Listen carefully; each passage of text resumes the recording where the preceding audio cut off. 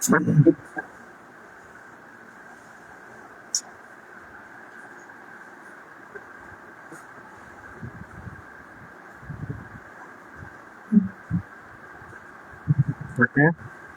আসসালামু আলাইকুম প্রিয় চাকরি প্রত্যাশী ভাই বোন। আমাদের আজকের যে চতুর্থ দিনের ক্লাস এবং পরীক্ষা অনুষ্ঠিত হচ্ছে, আমাদের ক্লাস টেস্ট পরীক্ষা অনুষ্ঠিত সম্পন্ন হয়েছে। এখন আমরা উত্তর মেলাবো।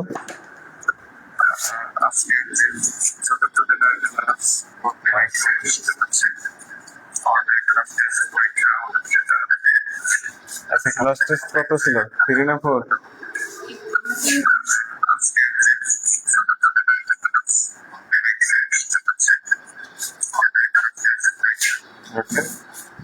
আমরা এখন উত্তর মিলাবো। সবাই খাতাগুলো এক্সচেঞ্জ করে নেন, একজন আরেকজনকে খাতা দেন।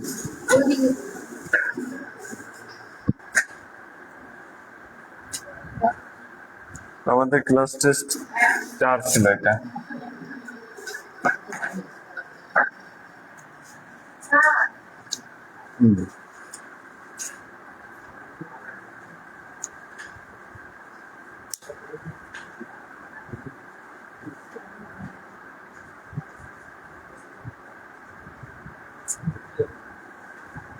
হয়েছে? সবাই খাতা এক্সচেঞ্জ করছেন?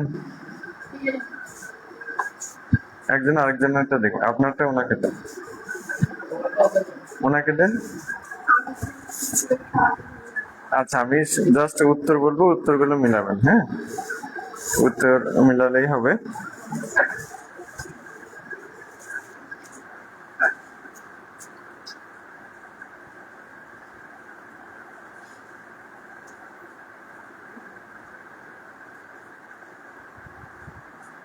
আচ্ছা, উত্তরগুলো সবাই একটু মিলান। হ্যাঁ, এক নম্বরে হচ্ছে 1-এর 2। যেগুলো বৃত্ত ভরাট আছে ওইগুলো সঠিকটা ভরাট করছে কিনা ওইটা ঠিক দিবেন। হ্যাঁ, 1-এর 2 হবে হচ্ছে উত্তর। আর যেটা লিখে উত্তর করতে হবে সেটা ডাইরেক্ট আমি উত্তর বলে দিচ্ছি। তাহলে 2 নম্বরে হবে হচ্ছে 2-এর 3। 1-এর 2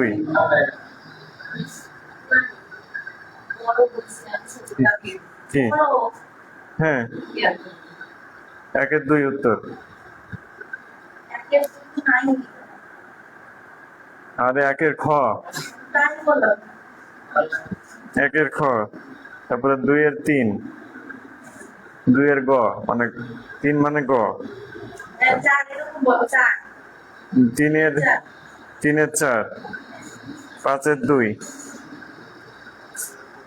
সরি 3-এর 4, 4-এর 2, 4-এর 2, এবার 5-এর 1, সরি 35, খ, 5-এর খ।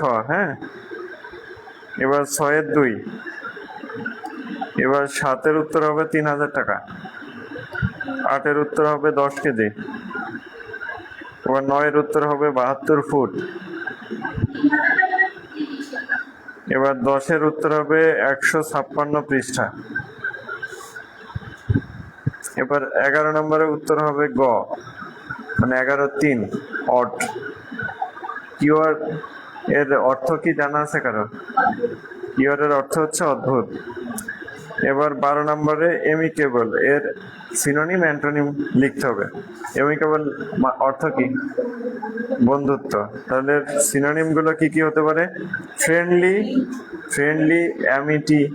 হ্যাঁ, এটা হচ্ছে সিনোনিম। আর অ্যান্টোনিম হচ্ছে ইনিমিক্যাল, হস্টাইল, ইমনিটি, অ্যান্টাগনিজম। হ্যাঁ, বানান ভুল গেলে কিন্তু কাটা। এরপরেরটা দেখেন, স্ক্যান্ট অর্থ কি? স্বল্পতা, ঘাটতি, হ্যাঁ, বা অভাব। হ্যাঁ, এখন এর সিনোনিম গুলো কি কি হতে পারে? Scarcity, shortage, dearth. আবার অ্যান্টোনিম গুলো হবে হচ্ছে অ্যাবান্ডেন্স, প্লেন্টি, অ্যাম্পেল। এরপরে 14 নম্বরে 14-র 1, যে কোন আমলে সোনারগাঁও বাংলাদেশের রাজধানী ছিল? সুলতানি আমলে। 15-র 4 নম্বর হবে উত্তর, যে বাংলায় স্বাধীন সুলতানি শাসন প্রতিষ্ঠা করেন কে? ফখরুদ্দিন মোবারক শাহ। এবার 16 নম্বরের উত্তর হবে 4। মুঘল সাম্রাজ্যের প্রতিষ্ঠাতা কে ছিলেন এবং বাংলা নববর্ষ কে প্রচলন করেন? সম্রাট বাবর। ও সরি সরি সরি সম্রাট আকবর, আমার ভুল লেখা আছে, সম্রাট আকবর। হ্যাঁ, মানে 16-1। এবার 17 হচ্ছে ঢাকা কখন সর্বপ্রথম বাংলার রাজধানী করা হয় এবং কে রাজধানী প্রতিষ্ঠা করেন? 1610 সালে ইসলাম খান। এরপরে কোন মুঘল সুবেদার চট্টগ্রাম দখল করে এর নাম রাখেন ইসলামাবাদ এবং লালবাগ কেল্লা কে স্থাপন করেন? শায়েস্তা খান। 16 নম্বর হচ্ছে পলাশীর যুদ্ধ কত তারিখে বা সালে কোন নদীর তীরে সংঘটিত হয়েছিল? 23 জুন 1756। ও 23 জুন 1757। ভাগীরথী নদীর তীরে। আচ্ছা, এরপরে হচ্ছে পানিপথের প্রথম যুদ্ধ হয় কত সালে এবং বাবর কাকে পরাজিত করেছিলেন? 1526 সালে বাবর ইব্রাহিম লোদিকে পরাজিত করেন। 1526 সালে বাবর ইব্রাহিম লোদিকে পরাজিত করেন। এখন দেখেন, যার যা সঠিক হয়েছে সেগুলো দিয়ে প্রতিটাই 1 নম্বর। আর অ্যান্টোনিম সিনোনিমের যদি একটা হয় তাহলে হাফ নম্বর।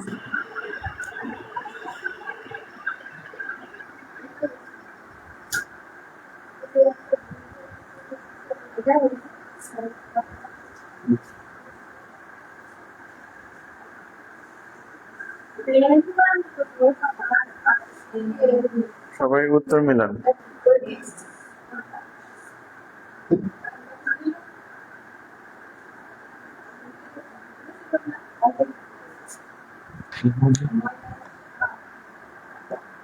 আমাদের ক্লাস টেস্ট 3 হবে, যেহেতু 3টা ক্লাস হয়েছে।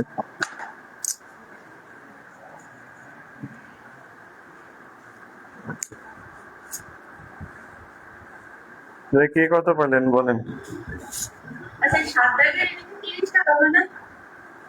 3000 টাকা।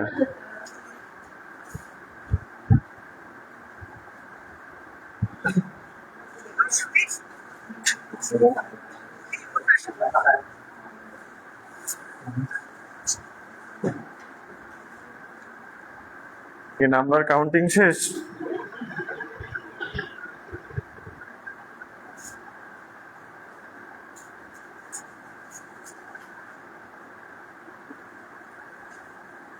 এখন বলেন কে কত পাইছেন? সিনথিয়া 19 আর 16, তারপর 9। কে বলেন কত পাইছেন?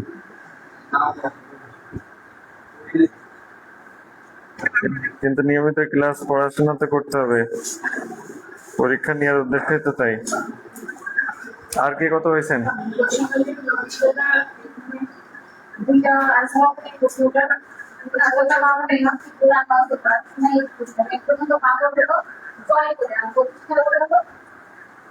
না, তবে প্রতিষ্ঠাতায় কিন্তু বাবর, ওই প্রশ্নটাই কনফিউশন। আমিও উত্তর লিখেছি, তো প্রতিষ্ঠাতা হচ্ছে বাবর আর প্রচলন করছে হচ্ছে আকবর। থাকলে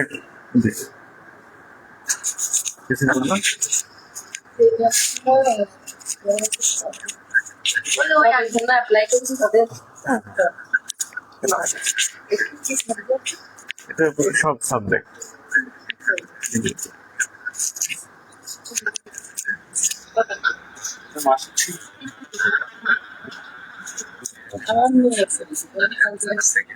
আচ্ছা, পাঠাই দিচ্ছি।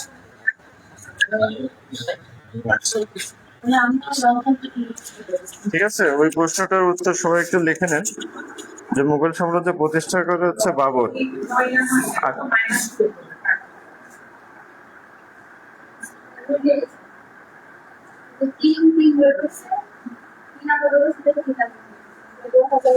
তাহলে ওই অপশনটাই উত্তর কিন্তু দুইটাই হবে, একটা হচ্ছে বাবর আর একটা হচ্ছে আকবর। হ্যাঁ, অপশনটাই দুইটাই উত্তর হবে। তাহলে 19-19-এর উপরে আর কেউ আছে? নাই, তাহলে আজকেও প্রথম হচ্ছে সিনথিয়া। তাহলে সিনথিয়া আসেন, আপনি পুরস্কার নিয়ে যান। না, এই ধরনের ধারাবাহিকতা বজায় রাখা উচিত, যে আসলে এটাও একটা, আপনি দেখবেন যে পুরস্কার পেতে কার না ভালো লাগে। আপনারাও চেষ্টা করবেন যে ক্লাসে ফার্স্ট হওয়ার জন্য। এই জন্য নিয়মিত ক্লাস এবং পড়াশোনার কোনো বিকল্প নেই। না, সেকেন্ড এটা না রাখার উদ্দেশ্য হচ্ছে যাতে ফার্স্ট হওয়ার আগ্রহ সবার জাগে। আর যদি এরপরে স্টুডেন্ট আরো বেশি হয় তখন হয়তো ভেবে দেখা হবে। হ্যাঁ, বিচি ছবি তুলে তাই তো।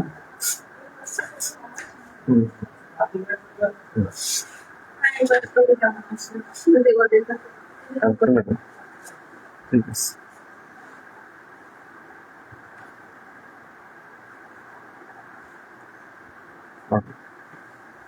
ধন্যবাদ সিনথিয়াকে, সে ধারাবাহিকতা বজায় রাখছে। এখন আমাদের যে ক্লাস ছিল আজকে পার্টস অফ স্পিচ, এই পার্টস অফ স্পিচের মধ্যে আমাদের অনেকগুলো 8টা যে অংশ রয়েছে, যে পার্টস অফ স্পিচ কত প্রকার, সেগুলো আমরা যদি বিস্তারিত আলোচনা করি আমাদের আসলে এক ক্লাসে হওয়াটা বেশ কষ্ট। তারপরেও আমরা চেষ্টা করব যে সম্পূর্ণ যতটুক না জানলেই নয়, আমরা পড়বো হচ্ছে একটু কৌশলে বা টেকনিক্যাল ভাবে। তাহলে দেখবেন যে খুব দ্রুত আগানো যাবে, এবং পড়াশোনা হচ্ছে আপনি যত কৌশলী হবেন তত এগিয়ে থাকবেন। অনেক বিস্তারিত দেখা যাচ্ছে যে অনেক অপ্রয়োজনীয় বিষয় থাকে যেগুলো জানার প্রয়োজন নাই, সেগুলো আমরা জানবো না। আমি আসলে আমার যে 2 বছর বা 3 বছরের যে চাকরি প্রস্তুতি সবকিছু মিলাই, যে আমি সবসময় চেষ্টা করতাম যে আপনাদেরকে দেখাই যে এইভাবে নোট খাতা তৈরি করবেন। সবাই নোট খাতা এইভাবে তৈরি করবেন, ঠিক আছে? নোট খাতার উপকারিতা হচ্ছে আপনি শর্ট টাইমে পরীক্ষার আগে রিভিশন দিতে পারবেন, আর নোট খাতায় অপ্রয়োজনীয় কিছু লেখা থাকবে না, জাস্ট যেটা আপনার টু দা পয়েন্ট বা যে শব্দগুলো গুরুত্বপূর্ণ সেগুলো আপনারা লিখে রাখবেন, ঠিক আছে? ওকে, তাহলে আমরা শুরু করি। যে আমাদের যে parts of speech, parts of speech বলতে আপনারা কি বোঝেন, কারো কোনো ধারণা আছে? হ্যাঁ, আচ্ছা, পার্টস অফ স্পিচ হচ্ছে, আমরা সহজভাবে বুঝতে পারি, আমরা আগে টাইটেলটা লিখি। Parts of speech. এই পার্টস অফ স্পিচ হচ্ছে একটি বাক্যের যে প্রতিটি ওয়ার্ড বা শব্দ রয়েছে সেটাই কিন্তু পার্টস অফ স্পিচ।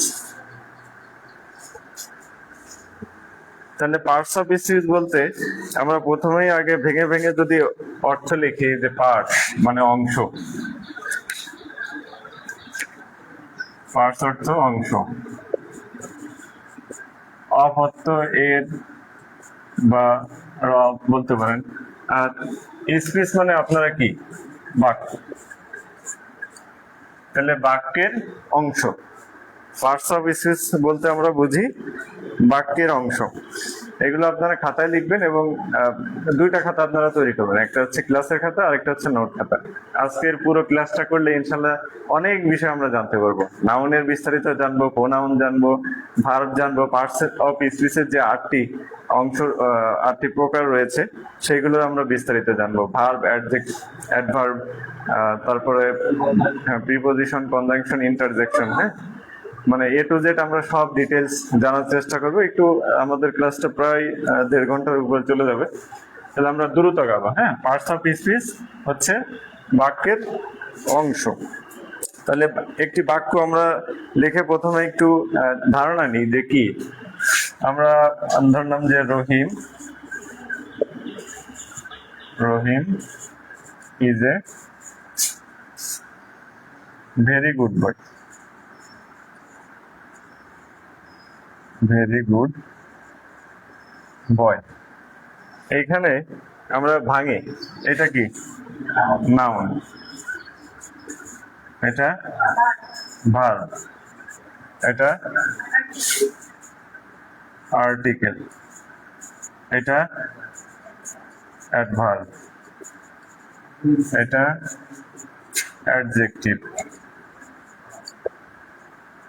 এটা আবার নাউন। তাহলে এখানে আমরা কয়টা অংশ পাইছি? 1 2 3 4টা অংশ পাইছি এই একটা বাক্যের মধ্যে। তাহলে এই পার্টস অফ স্পিচ নিয়ে কিন্তু প্রতিটি বাক্য গঠিত। আর আর্টিকেল এখানে হচ্ছে ডিটারমিনার হিসেবে কাজ করছে। আমরা ধাপে ধাপে ডিটেলস যাব। আমাদের মূল টার্গেটই হচ্ছে পরীক্ষায় কিন্তু আসে যে কোনো সেন্টেন্সে বলে যে এই শব্দটি কি, আবার বলতে পারে যে এই গুড শব্দটি মানে অ্যাডজেক্টিভ না অ্যাডভার্ব, মানে 4টা অপশন থাকবে কোনটা হবে। আবার বয় দিয়ে বলতে পারে যে এটা কি কমন নাউন নাকি প্রপার নাউন, হ্যাঁ, নাকি অ্যাবস্ট্রাক্ট নাউন নাকি ম্যাটেরিয়াল নাউন। এইভাবে কিন্তু প্রশ্নগুলো আসবে। সেই জন্য আমরা ধাপে ধাপে এইভাবে উদাহরণ সহকারে আমরা শিখব। আর আরেকটি বাক্য বা সেন্টেন্স রয়েছে, সেটি হচ্ছে এটা আপনারা যখন প্র্যাকটিস করবেন, মানে টাইপিং প্র্যাকটিস করবেন, এই ওয়ার্ডটা আপনারা সবসময় প্রথম থেকে শুরু করলে এই ওয়ার্ড মানে বাক্যটি লিখবেন। সেটা হচ্ছে a quick brown Fox jumped over lazy dogs.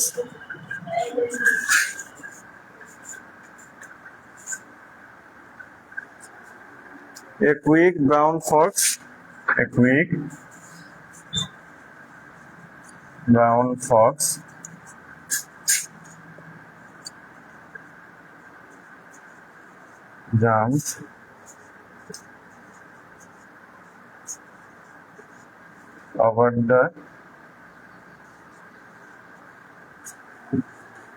jumped over the lazy dogs.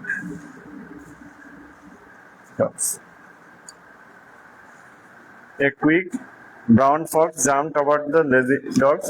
এখানে আমাদের বলেন যে লেটার কয়টা আছে ইংরেজি শব্দে? 26টি।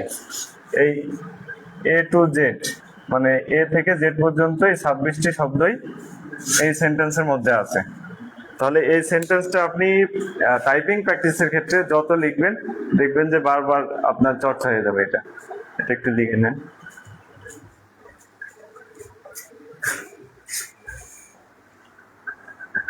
ওকে, এখন আমরা পার্টস অফ স্পিচ যে 8 প্রকার সেগুলো আমরা একটু মোটামুটি সবাই জানি, তারপরেও আমরা লিখি।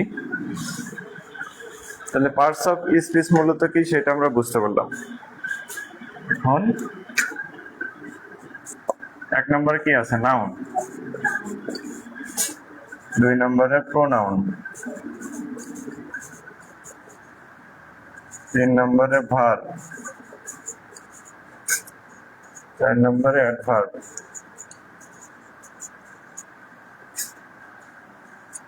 5 নম্বরে অ্যাডজেক্টিভ দিতে পারেন, বা এর সিরিয়াল আগে পরে হলেও কোনো সমস্যা নেই। হ্যাঁ মিশুক ভাই, আপনি এটা ক্লাসটা শেষ করেন, দেখবেন যে আপনার এ টু জেড সবকিছু ইনশাল্লাহ মোটামুটি একটা কভার হয়ে যাবে। এরপর প্রিপজিশন।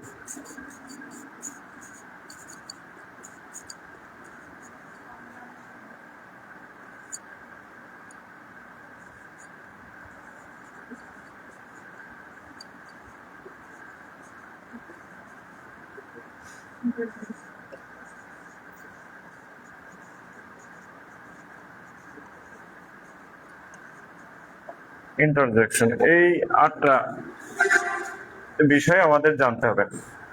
এইখানে যে 3টা বিষয়, এই 3টা বিষয় হচ্ছে আমাদের জাস্ট পড়তে পড়তে আমরা বুঝতে পারবো। এই 3টা বিষয় আমরা আগে আলোচনা করি, তারপরে ধাপে ধাপে উপরে আসতেছি। যে প্রিপজিশন আমরা যদি ভাঙি তাহলে সেটা কি? প্রিপজিশন মানে পূর্বে অবস্থান, যে একটি বাক্যের যে অন্যান্য যে ওয়ার্ড গুলো আছে, noun, pronoun, verb, adverb, adjective, এগুলো আগে বুঝতে পারে প্রিপজিশন। আর কনজাংশন হচ্ছে কানেক্ট করা, যে দুটি শব্দের মধ্যে, বাক্যের দুটি শব্দ মধ্যে সংযোগ করা। আর ইন্টারজেকশন হচ্ছে আবেগ অনুভূতি যে প্রকাশ করে। আবেগ অনুভূতি কি? যে এলাস, যে এক্সক্লেমেটরি সেন্টেন্সে কিন্তু এটা ব্যবহৃত হয়। হ্যাঁ, কি কি হতে পারে? এলাস। এই যে যখন আবেগ প্রকাশ করবে তখন কিন্তু এই যে ইন্টারজেকশন যে চিহ্ন আছে এটা অবশ্যই কিন্তু ব্যবহার করতে হবে, এটা সেনসিটিভ। তারপরে কি আছে? হুডরে। হ্যাঁ, এরপরে ফাই, মানে আবেগ অনুভূতি বোঝালে সেটা হচ্ছে ইন্টারজেকশন। এগুলো হচ্ছে জাস্ট মুখস্থ আমাদের করা লাগবে। হ্যাঁ, প্রিপোজিশন। এরপরে আমরা প্রথম থেকে আবার শুরু করি। জাস্ট আমরা কোনটা কাকে কি বলে সেটা আমরা বোঝার চেষ্টা করছি। সেটা হচ্ছে নাউন। নাউন বলতে আমরা কি বুঝি? যে ছোটবেলা থেকে পড়ে আসছি যে কোনো কিছুর নামই হচ্ছে নাউন। হ্যাঁ, যে বাংলায় যেটা বিশেষ্য বলে। আর প্রোনাউন আপনারা যখন পড়বেন বাংলা ব্যাকরণ এবং ইংরেজি ব্যাকরণ প্রায় কাছাকাছি, অনেক সময় একই বোঝায়। হ্যাঁ, আর প্রোনাউন হচ্ছে বাংলাতে বিধি যেটা বললো যে সর্বনাম, নাউনের পরিবর্তে যেটা ব্যবহৃত হয় সেটা প্রোনাউন। আমরা আগের সেন্টেন্সে লিখেছি রহিম, রহিম হচ্ছে নাউন। আর রহিমের পরিবর্তে আমরা কি ব্যবহার করব? হি। আর যদি বিধির ক্ষেত্রে আমরা ব্যবহার করি তাহলে সি। এটাই হচ্ছে প্রোনাউন। আমরা হচ্ছে মানে মজা করে করে শিখবো। হ্যাঁ, এরপরে ভার্ব। ভার্ব অর্থ কি? ক্রিয়া। ভার্বের কাজ হচ্ছে, ভার্ব ছাড়া আসলে একটা সেন্টেন্স গঠিত হতে পারে না, অসম্পূর্ণ। আর ভার্বের কাজ যখন মানে অ্যাডভার্ব হচ্ছে ক্রিয়া বিশেষণ, অ্যাডভার্ব হচ্ছে ভার্বকে মডিফাই করবে। হ্যাঁ, আর অ্যাডজেক্টিভ হচ্ছে নাউনকে মডিফাই করবে।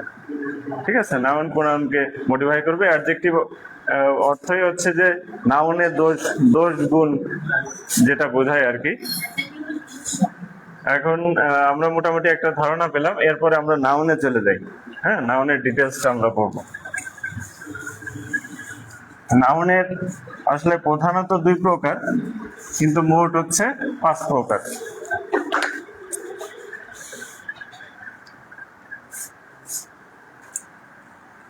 সবাই এরকম টাইটেল দিয়ে কিন্তু অবশ্যই লিখবেন যে নাউন।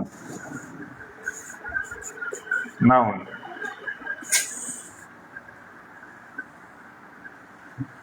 নাউন প্রধানত 2 প্রকার। কারো জানা আছে? বলেন।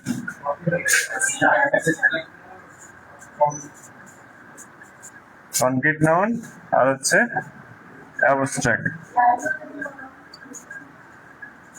Abstract noun. এখন লাইভে যারা দেখছেন তারা না বুঝলে প্রশ্ন করবেন। ওকে, এবার এই কনক্রিট নাউনের আবার 4টা পার্ট আছে।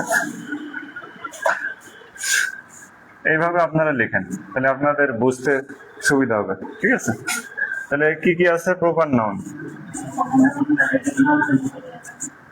প্রপার নাউন আমি জাস্ট মূল নামটা লিখছি, নাউন তো সবগুলো নাম, এই জন্য নাউন লিখলাম না, আপনারা লিখেন proper noun, common noun, common noun. এরপরে আছে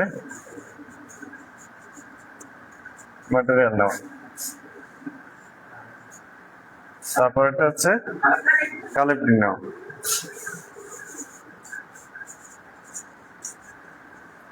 কালেক্টিভ নাউন। এবার প্রপার নাউন বলতে আমরা কি বুঝি? অ্যাবস্ট্রাক্ট নাউন তো আমরা বুঝেছি। হ্যাঁ, আর এই দুইটার সংজ্ঞাটা আমরা আরেকটু বোঝার চেষ্টা করি। এই যে কনক্রিট নাউন, এই কনক্রিট নাউন গুলো কি কি হতে পারে? হ্যাঁ, এর ভিতর আমরা ধাপে ধাপে আগাচ্ছি। কনক্রিট নাউন হচ্ছে যা দেখা যায়, শোনা যায়, হ্যাঁ, যা স্পর্শ করা যায়, হ্যাঁ, যার আকার আকৃতি আছে। হ্যাঁ, আমরা মূল বিষয় হচ্ছে যার আকার আকৃতি আছে, যা দেখা যায়, শোনা যায়। এইগুলো হচ্ছে আপনার কনক্রিট নাউন। আর অ্যাবস্ট্রাক্ট নাউন হচ্ছে যার মূলত হচ্ছে অস্তিত্ব নেই, এটা অনুভব করতে হয়, এটা ফিল করতে হয়। এটা যেহেতু গুণবাচক, হ্যাঁ, যে সে খুব ভালো।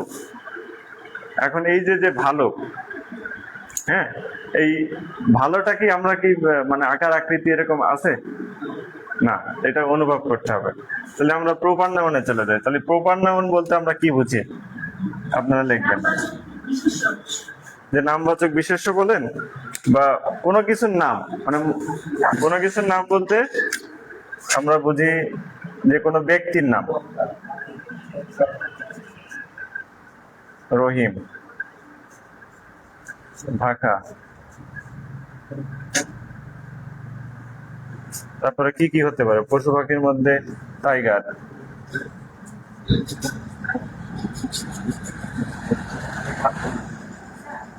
হ্যাঁ হ্যাঁ, সব কমন না, কমন নাউন না, এগুলো হচ্ছে প্রপার নাউন। স্পেসিফিক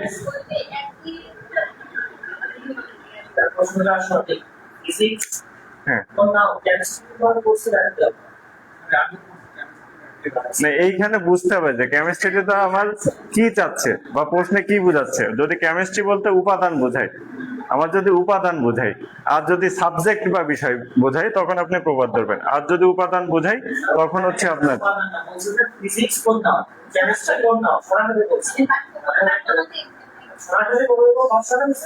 যদি এরকম প্র্যাকটিস থাকে তাহলে আপনারা ওইভাবে প্র্যাকটিস করেন, ঠিক আছে? আচ্ছা আচ্ছা, আমরা আমরা আমরা ধাপে ধাপে আগাচ্ছি, ঠিক আছে? তাহলে আমাদের বুঝতে সুবিধা হবে। এরপরে কমন নাউন বলতে কি বোঝায়? কমন হচ্ছে এক জাতীয় সকলকে বোঝাবে। কি কি হতে পারে? বয়, গার্ল, তারপরে হচ্ছে আপনার বয়, গার্ল, আপনি হ্যাঁ রিভার, মানে এক জাতীয় সকলকে বোঝাবে। এরপরে আপনি বার্ডস দেন, বার্ডস। আমরা এখানে বুঝতে পারবো যে কি বিষয়টা হয়েছে। এখানে যদি আমরা বার্ডস এর নাম দিই প্যারট, নির্দিষ্ট পাখির যদি নাম বোঝাই তখন হচ্ছে প্রপার নাউন। আর বার্ডস বলতে বোঝাইছে এক জাতীয় সকলকে বোঝাইছে, সকল পাখিকে বোঝাইছে, সেই কারণে হচ্ছে এটা কমন নাউন, ঠিক আছে? এক জাতীয় সকলকে বোঝাই কমন নাউন। এরপর আমরা ম্যাটেরিয়ালস নাউনে আসবো। ম্যাটেরিয়ালস এর আগে আমরা কালেকটিভে চলে যাই। যে কালেকটিভ বলতে আমরা কি বুঝি? কালেকটিভ অর্থই হচ্ছে সমষ্টি। তাহলে যে নাউন গুলো মানে সবকিছুর সমষ্টিকে বোঝাবে সেগুলো হচ্ছে কালেকটিভ। এগুলোর ভিতর কি হতে পারে?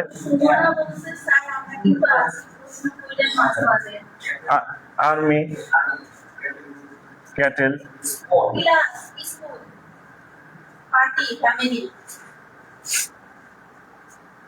ফ্যামিলি।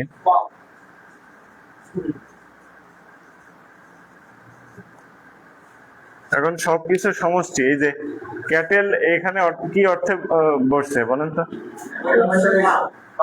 গবাদি পশুর পালকে, পালের সমষ্টিকে বোঝাচ্ছে হচ্ছে ক্যাটেল। আর আর্মি বলতে কি বোঝাচ্ছে বলেন? যে একটা সৈন্য বাহিনী, সংঘবদ্ধ দল। তাহলে আমরা বুঝলাম যে কালেকটিভ নাউন হচ্ছে সব সমষ্টি বোঝাবে, ঠিক আছে? এরপরে ম্যাটেরিয়াল নাউন। ম্যাটেরিয়াল নাউনের মধ্যে কি কি আছে বলেন? Gold, gold, water, sugar. তাহলে ম্যাটেরিয়াল নাউন হচ্ছে কোন উপাদান, উপাদান বোঝাবে। সিটি, শহর। সিটি কমন নাউনই হওয়া উচিত। হ্যাঁ, শহরের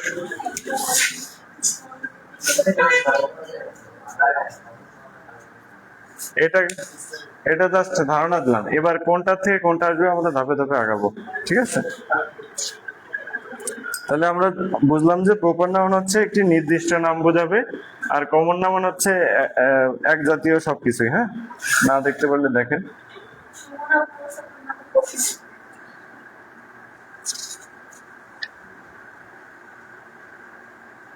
আচ্ছা বলেন, বুক, বুক কোন নাউন? হ্যাঁ, বুক বই। এটা কিন্তু নির্দিষ্ট কোন বইয়ের নাম বোঝায়নি, তাহলে এটা কি হবে? সকল বইকে বোঝাই যায়, তাহলে কমন নাউন। তাহলে আমরা এখন কি বুঝলাম সেটা আমরা একটু প্র্যাকটিস করব। কারো কোনো কনফিউশন থাকলে বলবেন। হ্যাঁ,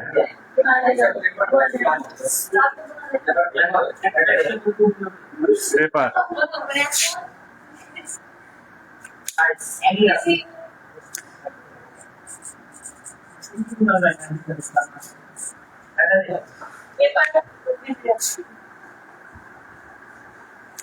কিছু কিছু প্রশ্ন আবার কনফিউশন প্রশ্ন আছে। হ্যাঁ, রাইট। আচ্ছা, এরপরে আমরা আরো কিছু প্র্যাকটিস করি।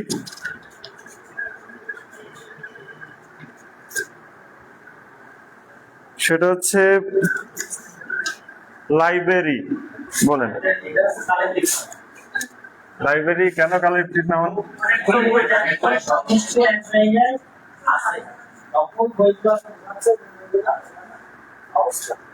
সঠিক। লাইব্রেরিতে হচ্ছে সকল বই, বিভিন্ন ধরনের বইয়ের কালেকশন বা একত্রিত করে রাখা আছে, এই কারণে। না, এটা তার নাম বোঝাচ্ছে না। লাইব্রেরি অল টাইমই হচ্ছে কালেক্টিভ নাউন।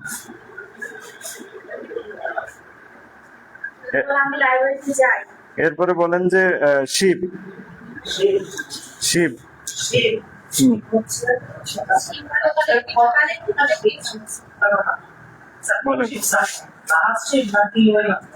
শিপ হ্যাঁ,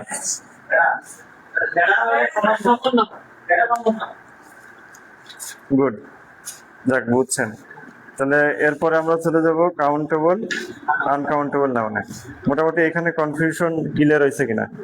আমাদের অ্যাবস্ট্রাক্ট বাদ গেছে, অ্যাবস্ট্রাক্টটা আমরা একটু দেখবো। অ্যাবস্ট্রাক্টের কিছু নোট আমাদের জানা উচিত, ঠিক আছে? আমাদের এখানে হচ্ছে ক্লাসটা করলে হবে কি, প্র্যাকটিস হয়ে যাবে। আপনি ক্লাস না করলে কিন্তু এই যে প্রশ্ন করা বা কথা বলার বা আলোচনার সুযোগটা কিন্তু থাকছে না। হ্যাঁ, ওকে, এবার আমরা অ্যাবস্ট্রাক্ট নাউনে চলে যাই। অ্যাবস্ট্রাক্ট নাউনটা আমরা কি বুঝলাম? যে গুণবাচক।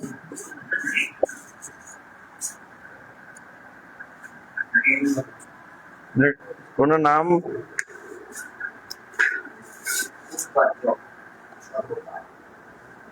ওকে, আমরা কিছু প্র্যাকটিস করি।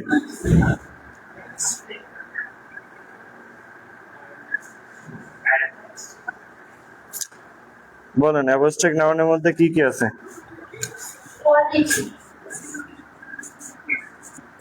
কাইন্ডনেস, অনেস্ট,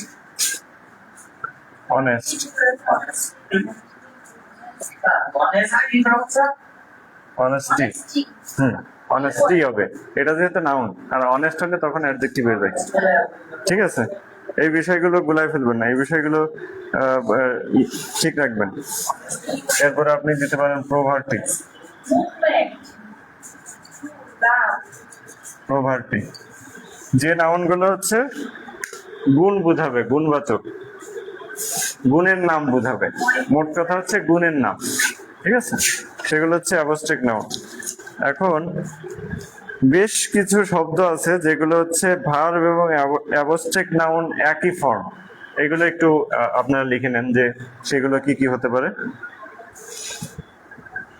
লাভ, ডিজায়ার, ভার্ব এবং অ্যাবস্ট্রাক্ট দুইটা ফর্ম একই অ্যাবস্ট্রাক্ট নাউন।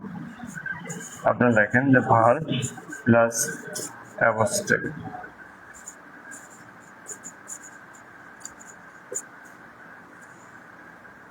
কি কি হতে পারে? লাভ, লাভের রং নাকি লাল, এই জন্য লাল দিয়ে লিখতেছি। ডিজায়ার, এগুলো আপনারা লিখেন।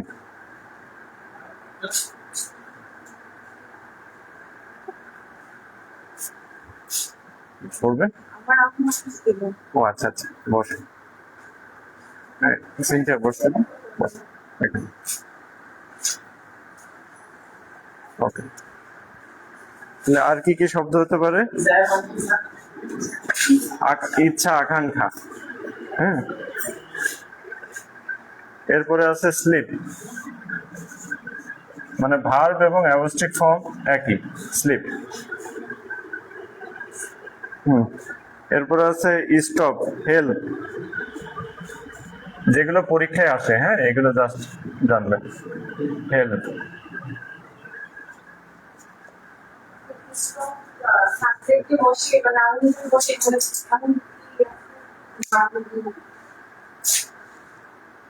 আচ্ছা এই মুহূর্তে মনে পড়ছে না, মনে পড়লে আমি বলবো।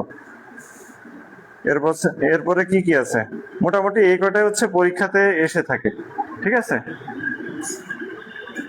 এগুলো একটু নোট আকারে লিখে রাখবেন।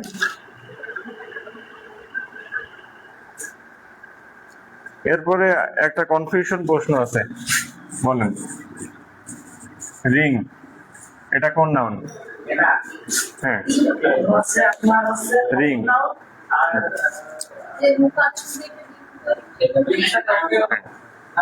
রিং হচ্ছে কমন নাউন। কেন কমন নাউন হলো?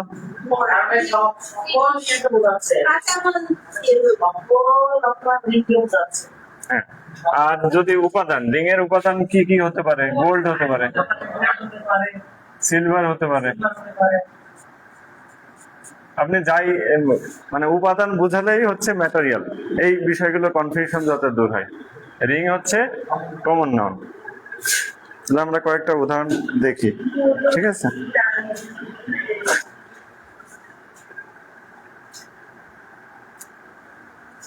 আরেকটা গুরুত্বপূর্ণ শব্দ আছে লেন্থ, হাইট।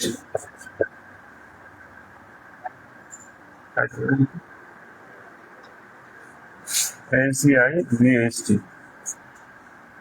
হাইট। এই লেন্থ এবং হাইট কেন অবস্ট্রাক নাউন? এটা তো প্র্যাকটিক্যালি বুঝলেন, কিন্তু অর্থের দিক থেকে কিভাবে বুঝতে পারি?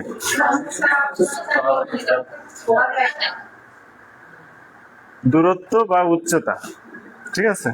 এই কারণে হচ্ছে এটা অ্যাবস্ট্রাক্ট নাউন। বিষয়ের নাম সাবজেক্ট বুঝালে প্রপার নাউন, কিন্তু সাবজেক্ট না বুঝালে তখন অ্যাবস্ট্রাক্ট নাউন।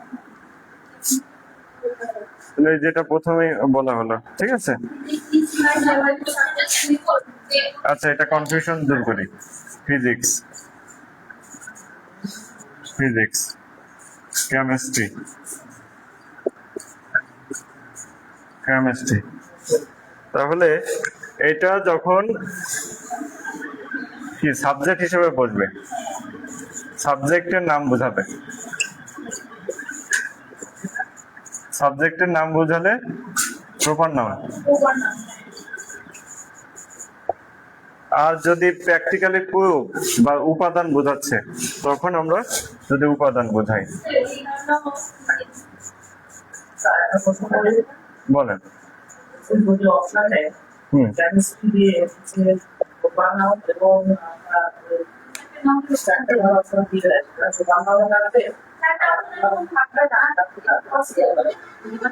আচ্ছা, যদি এরকম থাকে আমরা, আমি বলি আরেকটা ট্রিক্স আপনাদের, আচ্ছা ট্রিক্স আপনাদের বলি, সেটা হচ্ছে অনেক পরীক্ষক আছেন, তারা হচ্ছে বিভিন্ন বই বা বিভিন্ন দেখেই কিন্তু প্রশ্ন করে, কোনো না কোনো বই দেখে, ঠিক আছে?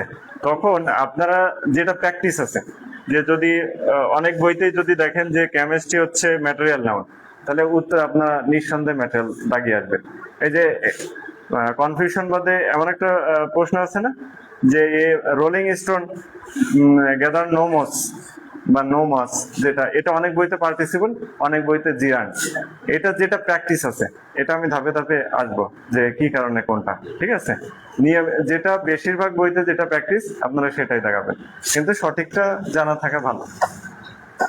ওকে, তাহলে এবার কাউন্টেবল আনকাউন্টেবল নাউন বলতে আমরা কি বুঝি?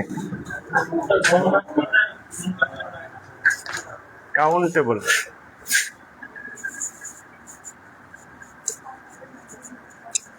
Countable noun, uncountable noun.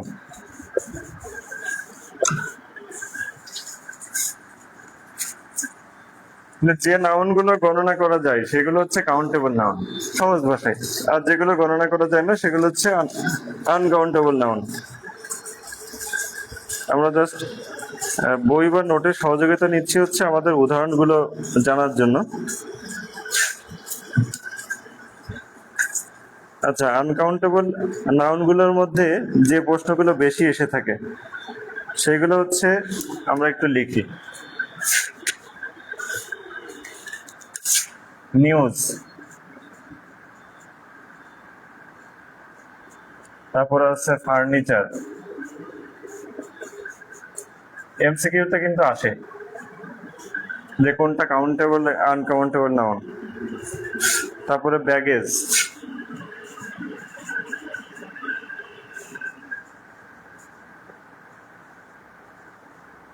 তারপরে হচ্ছে লাগেজ,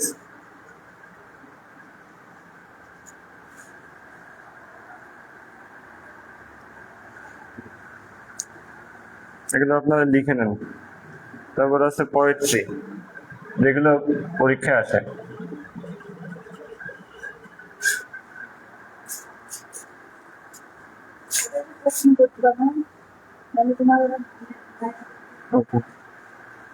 আচ্ছা সুমন ইসলাম, আপনাকে ধন্যবাদ। আমরা দেখি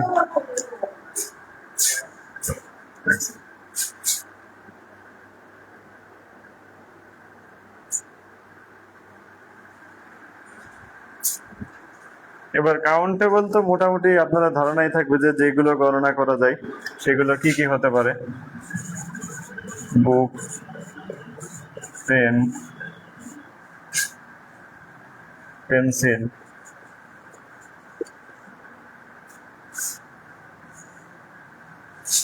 যেগুলো মোট কথা হচ্ছে যেগুলো গণনা করা যায়।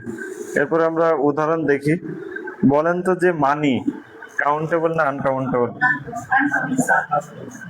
মানি অনেকে তো বলতে পারেন যে এটাতে গোনা যায়, 1 টাকা, 2 টাকা, 3 টাকা, 4 টাকা। এটা কেন কাউন্টেবল নাউন হলো না? সোহনা ইসলাম বলেন যে এটা কাউন্টেবল না আনকাউন্টেবল নাউন? তাহলে আমাদের উত্তর আসলে হচ্ছে আনকাউন্টেবল নাউন। যে টাকা, 1 টাকা, 2 টাকা এইভাবে কিন্তু কাউন্ট আমরা করি না। 100 টাকা, 200 টাকা বা 500 টাকা এইভাবে বলি। এই কারণে হচ্ছে এটা আনকাউন্টেবল নাউন। ঠিক আছে?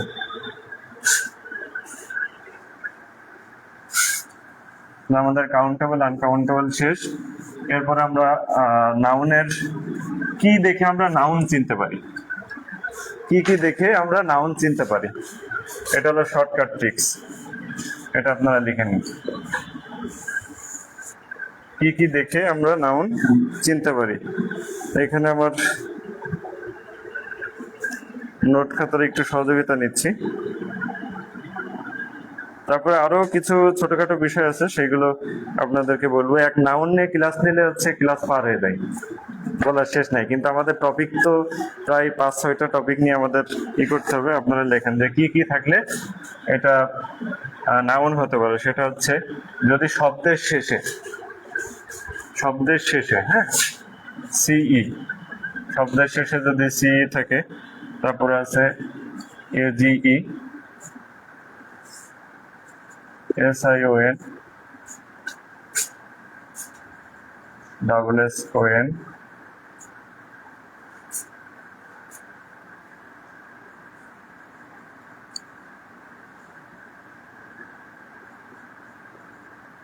এখানে ছোট হাতে লিখেছি বুঝতে সুবিধা। NES, তারপরে কি আছে ডম, মেন্ট, তারপরে আছে শিপ,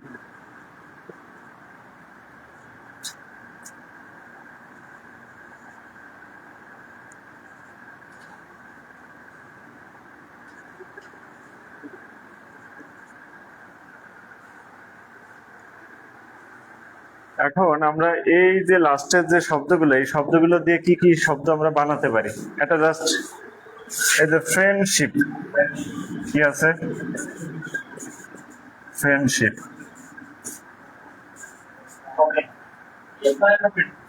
হ্যাঁ এনভায়রনমেন্ট। তারপরে এখানে কি আছে ফ্রিডম,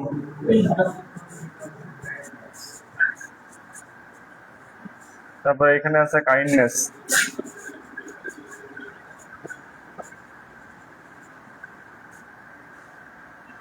মানে এইভাবে, মানে প্রতিটা যে শব্দের শেষে এইভাবে যদি থাকে তাহলে হচ্ছে সেটা নাউন। আমরা কোনটা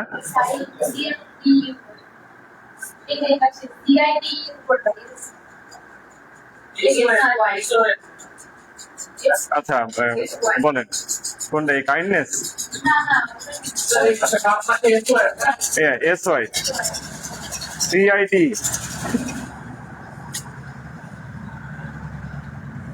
এই CID তে কি হতে পারে? Homicide, homicide. হোমোসাইড অর্থ কি জানেন? আত্মহত্যা বা সুসাইড। না, হোমোসাইড বলতে মানে গণহত্যা বা এরকম বোঝায়, বা সুসাইড। হ্যাঁ সুসাইড, সুসাইড আত্মহত্যা। আচ্ছা, মোটামুটি নাউন যেভাবে চেনা যায়। এরপরে আরো কিছু অপশন রয়েছে।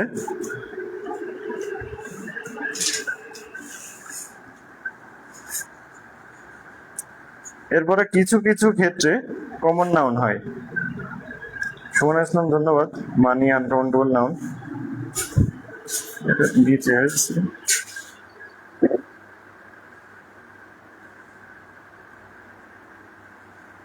ওকে, এটা কি লেখা শেষ হয়েছে? এরপরে আমরা যাব যে identification of parts of speech, তখন কিন্তু এইগুলো আমাদের কাজে লাগবে। ঠিক আছে, এরপরে আমরা কিছু বিষয় জেনে নাই। সেটা হচ্ছে নাউনের ক্ষেত্রে দা ডট ডট ডট অফ এর মাঝে যদি কোনো শব্দ থাকে তাহলে সেটা কোন নাউন হবে বলেন তো? কমন নাউন হবে। কে বললেন? গুড, তাহলে ভালো ধারণা আছে। আর এরপরে নাম্বার ও আর্টিকেলের পরে কোনো নাউন যদি থাকে সেটাও হবে কমন নাউন। নাম্বার বা আর্টিকেলের পরে, ওই যে আর্টিকেল বলে না যে এ বয়, এটা আমরা তো পাইছি। ঠিক আছে, নাম্বার এবং আর্টিকেলের পরে এটা লিখে নেন যে নাম্বার এবং আর্টিকেলের পরে যে নাউন থাকবে সেটা হচ্ছে কমন নাউন।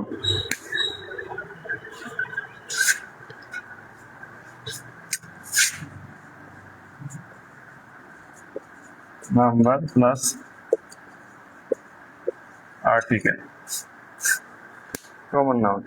এরপরে আরেকটা অপশন লিখে নেন যে শরীরের সকল অঙ্গ প্রত্যঙ্গ হচ্ছে কমন নাউন। ঠিক আছে, এগুলো কিন্তু জানা থাকলে আপনি নাউনে আর কোথাও আটকাবেন না। মানব শরীরের সকল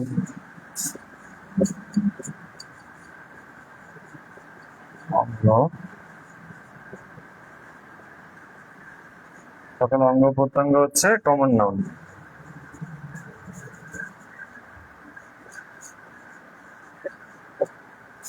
কি কি হতে পারে? লেগ, আই, হেয়ার, হ্যান্ড, মানে যা বুঝাবে শরীরের অঙ্গ প্রত্যঙ্গ সব হচ্ছে আপনার কমন নাউন।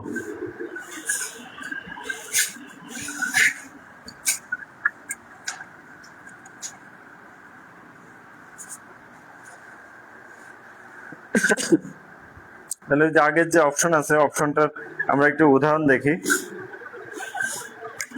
যে Nazrul is the Shelley of Bangladesh. Nazrul is the Shelley of Bangladesh. আমি আর পুরো লিখলাম না, বিটি। তাহলে আমাদের Nazrul is the Shelley of Bangladesh, তাহলে এটা কি বোঝালো? শেলি হচ্ছে এখানে কমন নাউন। শেলির নিচে যদি এই শেলি হচ্ছে একটা নাম, একটা কবির নাম, টিবি শেলি আছে, তার সাথে নজরুলকে তুলনা করছে। ঠিক আছে, নজরুল ইজ দ্য টিবি শেলি অফ বাংলাদেশ। বাংলাদেশের শেলির যে বৈশিষ্ট্যগুলো ছিল নজরুলের মধ্যে আছে সেটাই তুলনা করা হয়েছে। হ্যাঁ, এই কারণে দার মাঝে, মানে আর্টিকেলে আমাদের শর্ত ছিল আর্টিকেলের মাঝে পরে যদি কোনো শব্দ থাকে সেটা দা এবং অফ এর মাঝে শব্দ থাকলে সেটা হচ্ছে কমন নাউন। এটাকে বোঝা গেল? Common noun.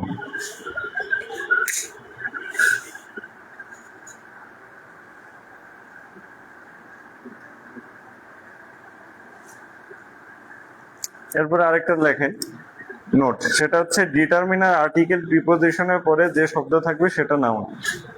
কি কি আছে? ডিটারমিনার, ডিটারমিনার প্লাস আর্টিকেল, এরপরে কি আছে? প্রিপোজিশন।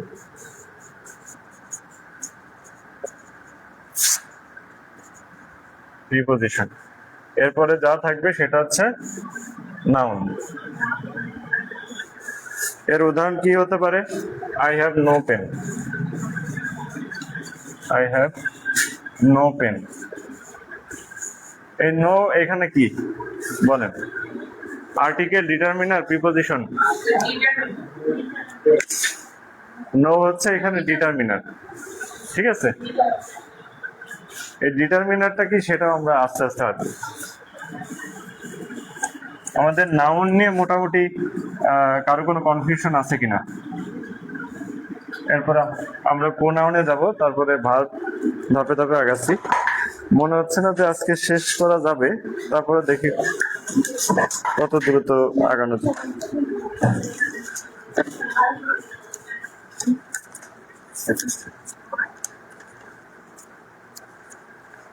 মানে আপনারা বুঝতেছেন কিনা, মানে বেসিক ক্লিয়ার হচ্ছে কিনা? না বুঝলে কিন্তু আমি আগাবো না, ঠিক আছে?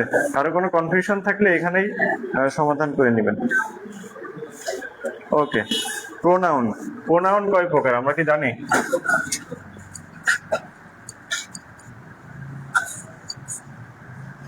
প্রোনাউন প্রোনাউনই হচ্ছে 8 প্রকার। এভাবে কিন্তু আসে যে পরীক্ষায়, এমসিকিউ পরীক্ষায়, যে দিস কোন প্রোনাউন, দ্যাট কোন প্রোনাউন, আইদার কোন প্রোনাউন। হ্যাঁ, এখন আমরা ওইগুলো একটু জাস্ট নোট আকারে লিখে নিই। যে পার্সোনাল প্রোনাউন, প্রথমটা হচ্ছে পার্সোনাল প্রোনাউন। পার্সোনাল প্রোনাউনের মধ্যে কি আছে? পার্সোনাল মানে ব্যক্তিগত, আমরা যে সম্বোধনগুলো করি সেইগুলোই হচ্ছে personal pronoun. I, me, mine, we, our. Personal সম্পর্কিত যত প্রোনাউন সবকিছুই, ঠিক আছে? হি, হিম, মানে এ টু জেড যা আছে, আমি খুব ডিটেলস লিখলাম না যেহেতু আমাদের অনেকগুলো রয়েছে। তারপরে রিফ্লেক্সিভ। হ্যাঁ হ্যাঁ, ও হ্যাঁ, মাইন্ড।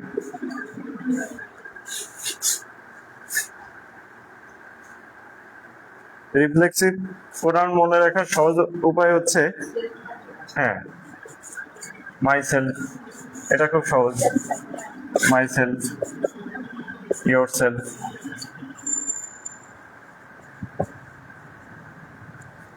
শেষে সেলফ থাকবে। সেলফ, এইখানে আবার আরেকটা বোঝার বিষয় আছে। এই সেলফ হচ্ছে সিঙ্গুলার, আর যদি মাই সেলফ বা ইয়োর সেলফ, হ্যাঁ, সেলফ, যদি এই শব্দটি থাকে সেলফ, তখন হচ্ছে প্লুরাল বোঝায়।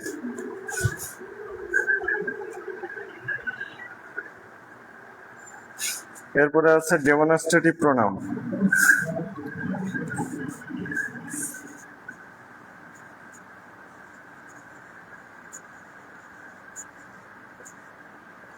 ডেমনস্ট্রেটিভ প্রোনাউনের মধ্যে কি কি রয়েছে? This, that, that. এগুলো কিন্তু মুখস্থ রাখতে হবে, এগুলো পদে পদে কাজে লাগবে।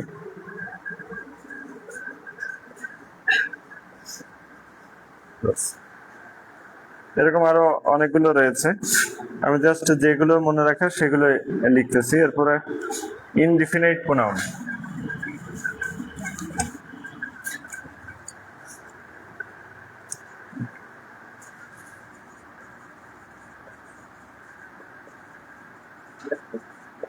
ইনডিফিনিট প্রোনাউন কি কি বলেন তো? সুমনা, আপনিও বলেন কি কি আছে ইনডিফিনিট প্রোনাউন?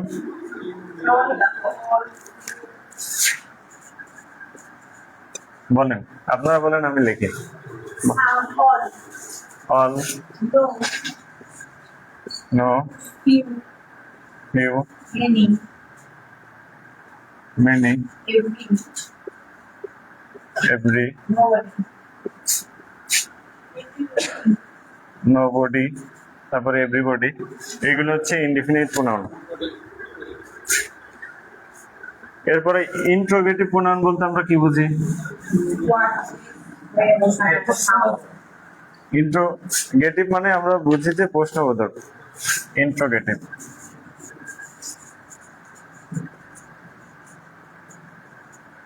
ইন্ট্রোগেটিভ প্রোনাউন কোনগুলো? What, which, who, whom, whose.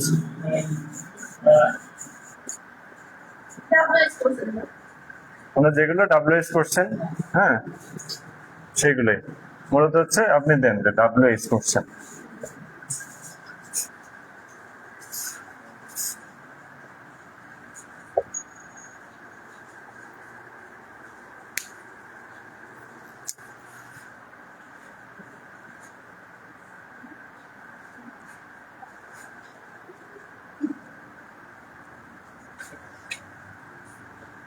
এরপরে প্রোনাউন কি আছে, পরেরটা আছে রিলেটিভ প্রোনাউন। রিলেটিভ প্রোনাউনের কি কাজ, এই যে যে আমরা কনজাংশন পড়ছিলাম না, এই রিলেটিভ প্রোনাউন গুলো কিন্তু সেই একই ধরনের কাজ করে।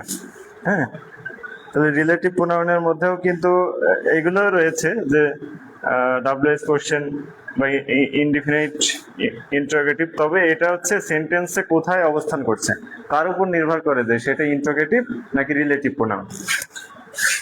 রিলেটিভ, হ্যাঁ যখন ওই যে সংযুক্ত করবে তখন আপনার রিলেটিভ। বাট, সো, তারপরে এই শব্দগুলো, হ্যাঁ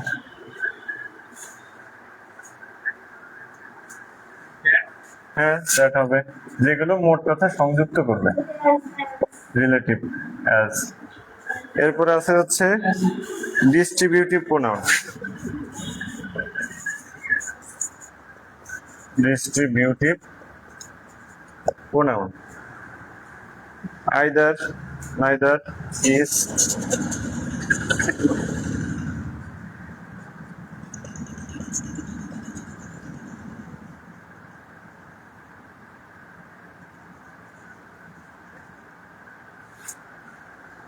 এরপরে আছে reciprocal pronoun.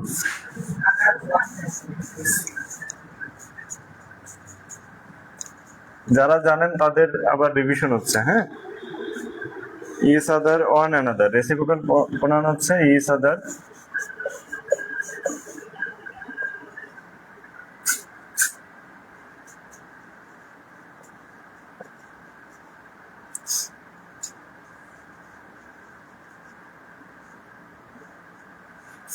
Each other, one another, এটা হচ্ছে রেসিপ্রোকাল। এখন এই প্রোনাউনের কিছু রুলস আমাদের জানা উচিত, যে বিশেষ করে পার্সোনাল প্রোনাউনের ক্ষেত্রে একটা সেন্টেন্স যদি আমরা দেখি,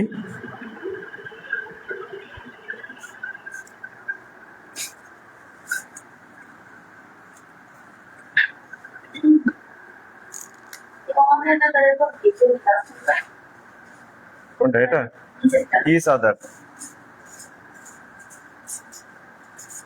আমরা একটা সেন্টেন্স দেখি,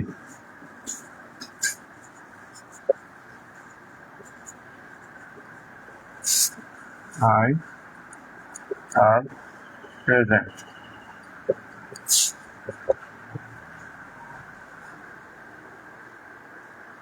এটা কত নাম্বার, আমরা যদি প্রোনাউন ধরি, প্রোনাউনের এটা কোন person, first person, second person, third person? এটা হচ্ছে সেকেন্ড পারসন, এটা হচ্ছে থার্ড পারসন, এটা হচ্ছে ফার্স্ট পারসন। এই এরকম সেন্টেন্স দিয়ে মানে এলোমেলো করে দিয়ে বলে যে কোন সেন্টেন্সটি সঠিক, ঠিক আছে। তাহলে এটা আমরা কিভাবে বুঝবো যে সেকেন্ড, থার্ড, ফার্স্ট? এটা মানে আমরা তো জানি যে কেন এই এই রুলসটা কেন, যে 2-3-1, 2-3-1 এই রুলসটা কেন?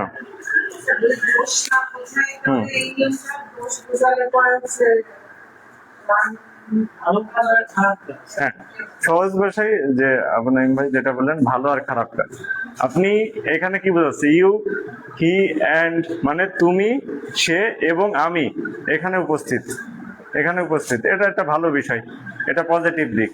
তাহলে পজিটিভ বোঝালে হচ্ছে 2-3-1। আর দেখা যাচ্ছে দোষ করছে, দোষ স্বীকার করছে বা দোষী, খারাপ কাজ, তখন হচ্ছে 1-2-3, 1-2-3, ঠিক আছে।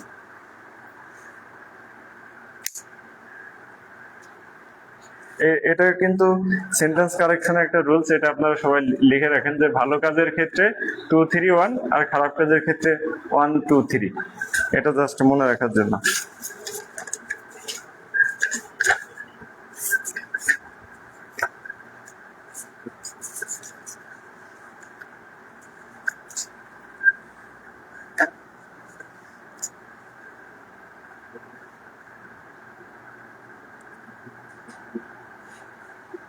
মোটামুটি সবাই কি লেখা বুঝছেন?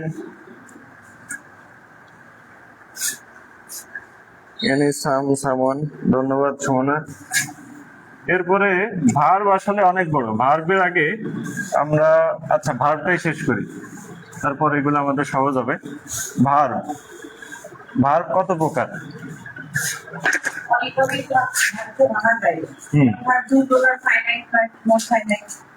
আমরা আসলে সংজ্ঞা বা ডিটেলস অত জানবো না, আমরা কিছু টেকনিক অ্যাপ্লাই করবো। টেকনিকের মাধ্যমে আমাদের শুধু জানা উচিত যে ভার্বের যে প্রকারভেদ গুলো আছে, এটা কোন ভার্ব, যে এটা কগনেট ভার্ব, লিঙ্কিং ভার্ব নাকি ফ্যাক্টিটিভ ভার্ব, হ্যাঁ এই বিষয়গুলো আমরা একটু জানার চেষ্টা করবো। তবে হচ্ছে তার আগে আমাদের ভার্ব সম্পর্কে বেসিক কিছু বিষয় জানা উচিত।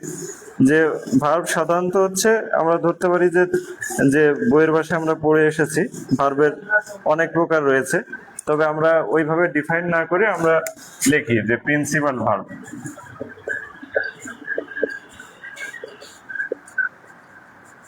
প্রিন্সিপাল ভার্ব, এরপরে আছে auxiliary verb. Auxiliary verb, principal verb কি হতে পারে বা কাকে বলে, এবং অক্সিলারি ভার্ব কাকে বলে বলেন?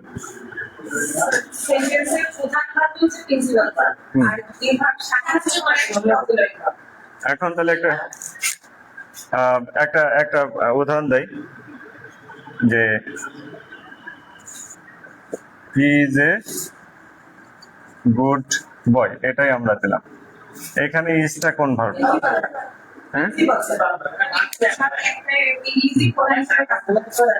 এটাই কিন্তু কনফিউশন, অনেকে বুঝবে না যে একটা সেন্টেন্সে যদি একটি ভার্ব থাকে, সেটা যদি অক্সিলারি হয় সেটা কিন্তু প্রিন্সিপাল ভার্ব হবে। আর যদি এখানে বলতো যে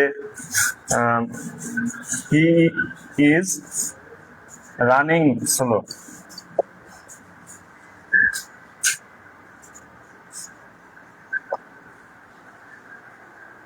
সে এখানে রানিং ছিল, এখানে প্রিন্সিপাল ভার্ব কোনটা?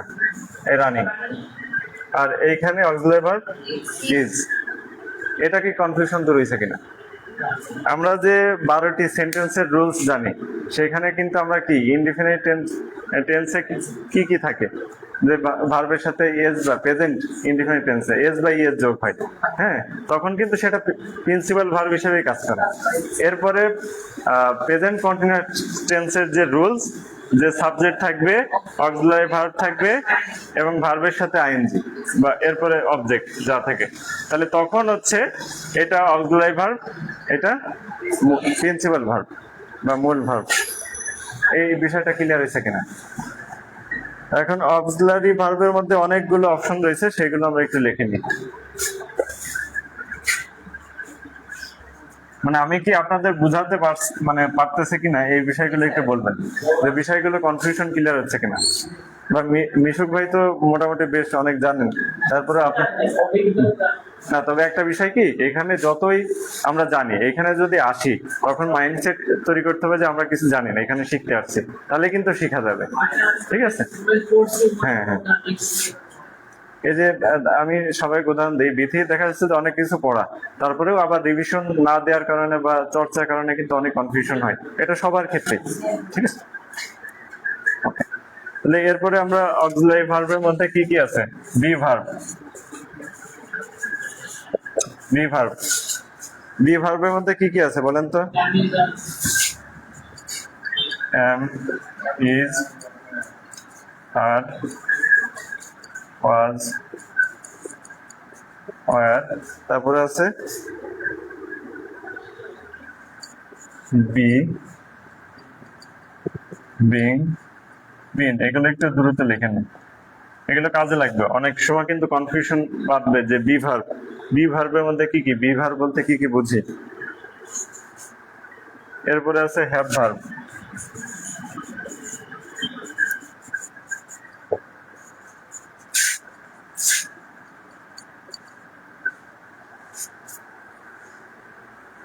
আরেকটা শব্দ আছে হ্যাভ।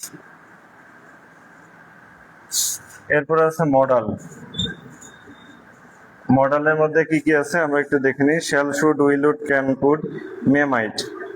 সোনা ইসলাম বলেন যে মডাল ভার্বের মধ্যে কি কি আছে।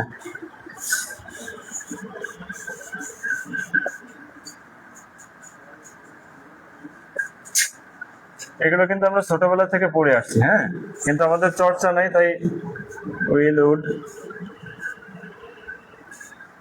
ক্যান, কুড, তারপরে কি আছে মে, মাইট। মে, মাইট।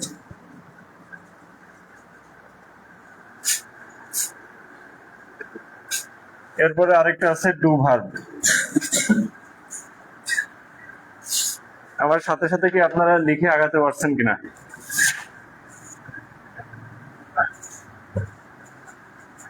Do verb. এবার বলেন যে এই ডু ভার্বের মধ্যে কি কি থাকতে পারে।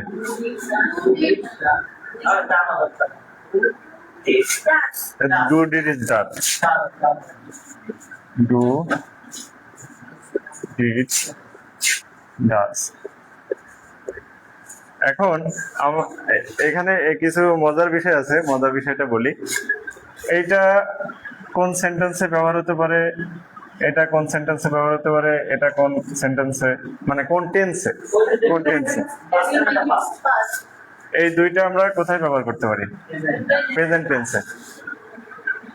সাবজেক্ট যদি প্লুরাল হয় তখন হচ্ছে ডু, আর সাবজেক্ট যদি সিঙ্গুলার হয়, মানে আমরা যখন প্রশ্ন তৈরি করব, হ্যাঁ, তখন হচ্ছে ডাজ।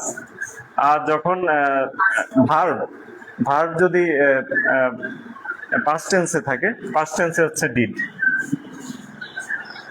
আমরা টেন্স কি জানি কিনা, যে 12টা টেন্স আছে, এটা বেসিক জানতে হবে। এটা মানে এখন পড়ালে ছোট মানুষের মতো বিষয় হয়, এখন আর পড়াবো না এটা, ওটা জেনে নেবেন না জানলে। যে নতুন আসছেন না, আপনি বুঝতেছেন কিছু, আচ্ছা, না বুঝলে বলবেন, আপনি বলবেন, ঠিক আছে। আর যেটা পড়াচ্ছে ওটা অবশ্যই লিখবেন। কোনটা ডান, তো এটা ভার্বের পাস্ট পার্টিসিপল।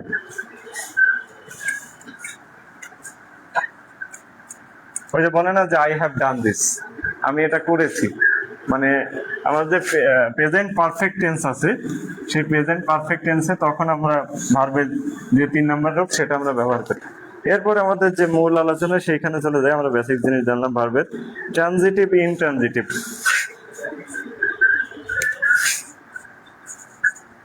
Transitive, intransitive.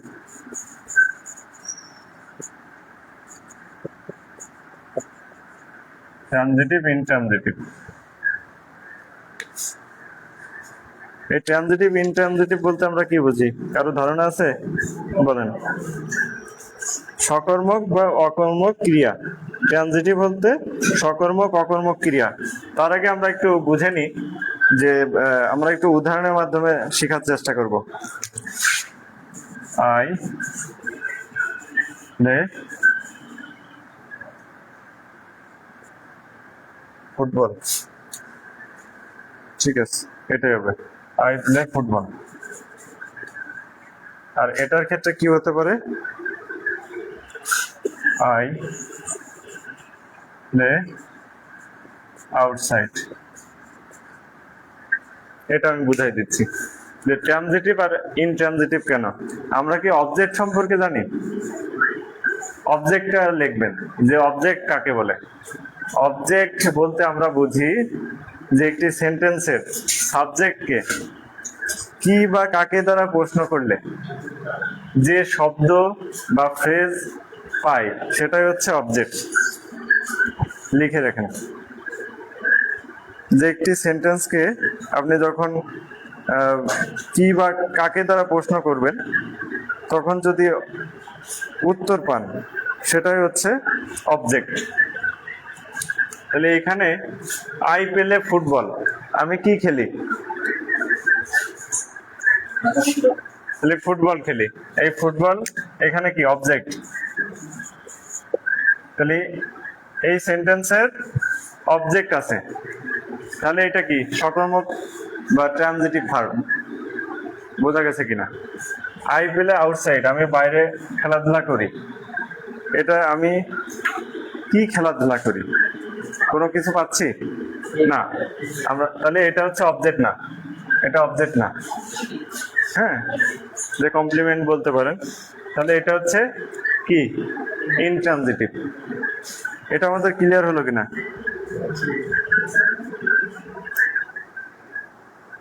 তাহলে আরেকটা উদাহরণ দিই, বলেন যে I go to school. I go to school, এখানে গো, এই গোটা ট্রানজিটিভ না ইনট্রানজিটিভ? সুমন ইসলাম, আপনিও বলুন এই গো কেন ইনট্রানজিটিভ?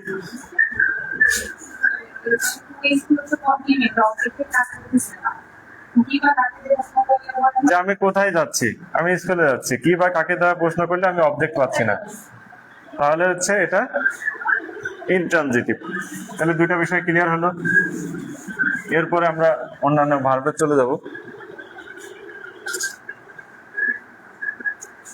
এরপরে আছে finite verb, non finite verb. হ্যাঁ,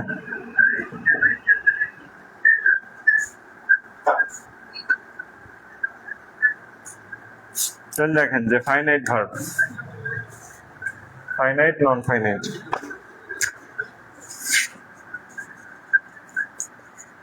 ফাইনাইট ভার্ব হচ্ছে নন ফাইনাইট।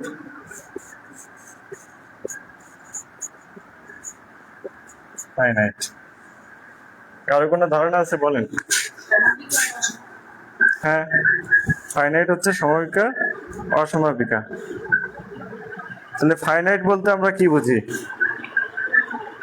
বা কিভাবে চিনতে পারি সেগুলো আমরা জানার চেষ্টা করব। তার আগে আমরা একটু উদাহরণ দেখি যে ফাইনাইট ভার্ব কি কি হতে পারে। গো, ইট, তারপরে আছে ডু। এবার নন ফাইনাইটে কি কি হতে পারে? Going, go to, doing, to go হবে, সরি এটা হবে টু গো, টু গো। তারপরে eating, to eat, doing, to do. এখানে কি কিছু আকার আকৃতি কিছু পরিবর্তন লক্ষণীয় হচ্ছে কিনা? হ্যাঁ, তাহলে ফাইনাইট ভার্ব যেটা আমরা যদি বলি যে সমাপিকা ক্রিয়া, সেটা কি হতে পারে যে ভার্ব প্লাস আইএনজি এবং টু প্লাস ভি1 হবে না। এটার শর্তই হচ্ছে ভার্ব প্লাস আইএনজি এবং টু প্লাস ভার্ব, এটা ক্রস হবে না, তখন হচ্ছে ফাইনাইট। আর এটার ক্ষেত্রে হচ্ছে ভার্ব প্লাস আইএনজি এবং হচ্ছে টু প্লাস ভার্ব, তখন হচ্ছে নন ফাইনাইট ভার্ব।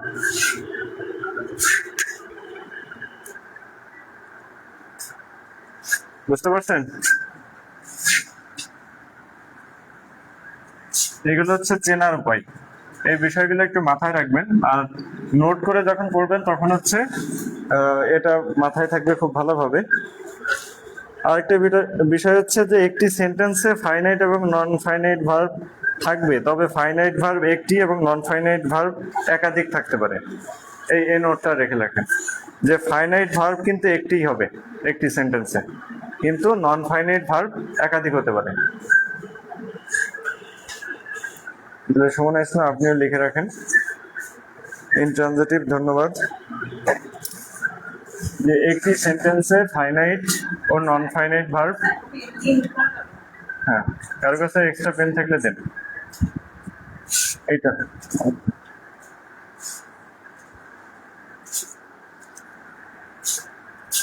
কি ক্লাস কি বোরিং লাগতেছে কিনা বা একঘেয়েমি হয়ে যাচ্ছে কিনা বলবেন।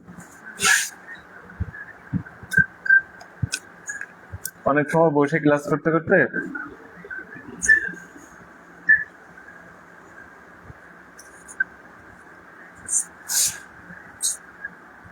এরপরে ফাইনাইট ভার্ব কি কি ভাবে আপনারা চিনতে পারেন সেগুলো একটু লিখে রাখেন। যে ভার্ব সাবজেক্টের কাছে থাকে, হ্যাঁ ফাইনাইট ভার্ব কিভাবে চিনতে পারবেন, যে ভার্ব সাবজেক্টের কাছে থাকে। একটু বসলাম, আসলে অনেকক্ষণ দাঁড়িয়ে আছি। তারপরে লেখেন যে সাবজেক্ট বা কালের দ্বারা নিয়ন্ত্রিত, যে ভার্ব সাবজেক্ট বা কালের দ্বারা নিয়ন্ত্রিত।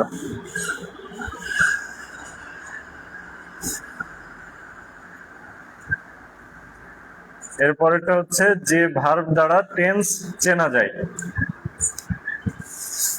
এটা হচ্ছে সব থেকে গুরুত্বপূর্ণ পয়েন্ট, যে ফাইনাইট ভার্ব। আপনি বললেন ডু, আচ্ছা এখানে আমার ডু আমরা অন্য একটা শব্দ ব্যবহার করি।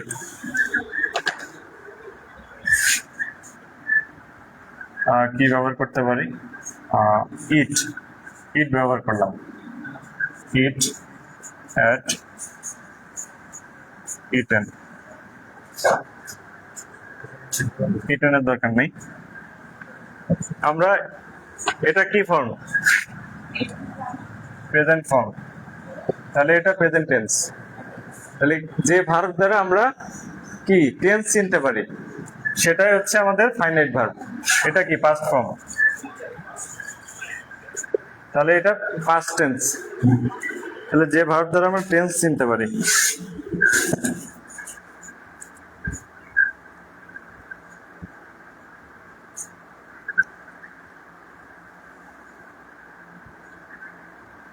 তাহলে বলেন যে হি থাকবে।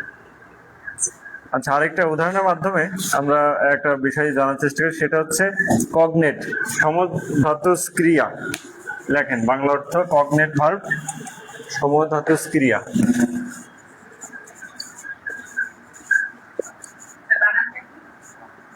লিখে দিচ্ছি, কগনেট, COGNAT, কগনেট ভার্ব বা সমধাতুজ ক্রিয়া। মানে একই সেন্টেন্সে একই ধরনের অর্থ প্রকাশ করবে বা একই ধরনের মানে চেহারা বা একই ধরনের ধাতু এরকম বোঝাবে, সেটা হচ্ছে সমধাতু। আমরা উদাহরণের সাহায্যে শিখবো। হ্যাঁ, he slept a sound sleep. দেখেন, he slept a sound slip.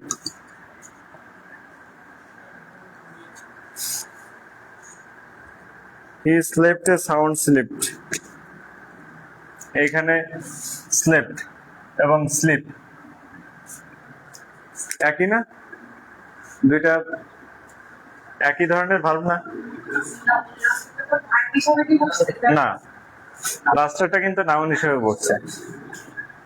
এটা এখানে নাউন, এটা এখানে ভার্ব, এই কারণে হলো এটা হচ্ছে কগনেট ভার্ব সমধাতুজ। এরকম কিন্তু চেহারা আসবে যে একই শব্দ একটা বাক্যেও বা সেন্টেন্সের দুইটা স্থানে বসবে, তখন আমরা ওটা চিনবো যে ওটা কগনেট ভার্ব হবে। ঠিক আছে,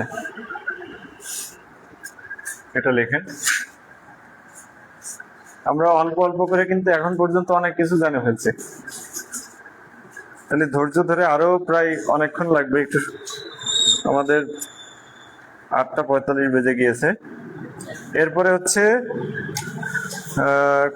কপুলেটিভ ভার্ব।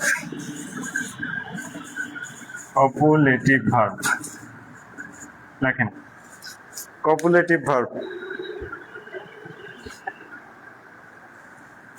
এটা আমরা কিভাবে চিনবো? আমরা একটা সেন্টেন্স দেখি। He is a teacher. He is a teacher.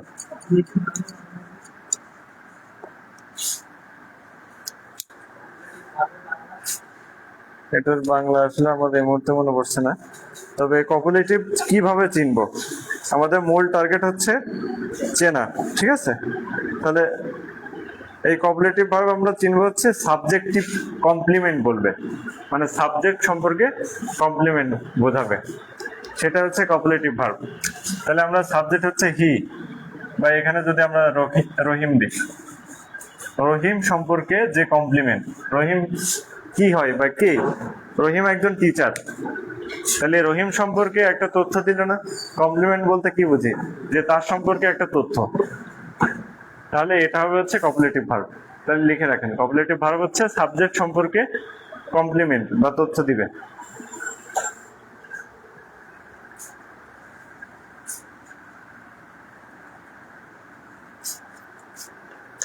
এরপরে কি আছে? Factitive verb.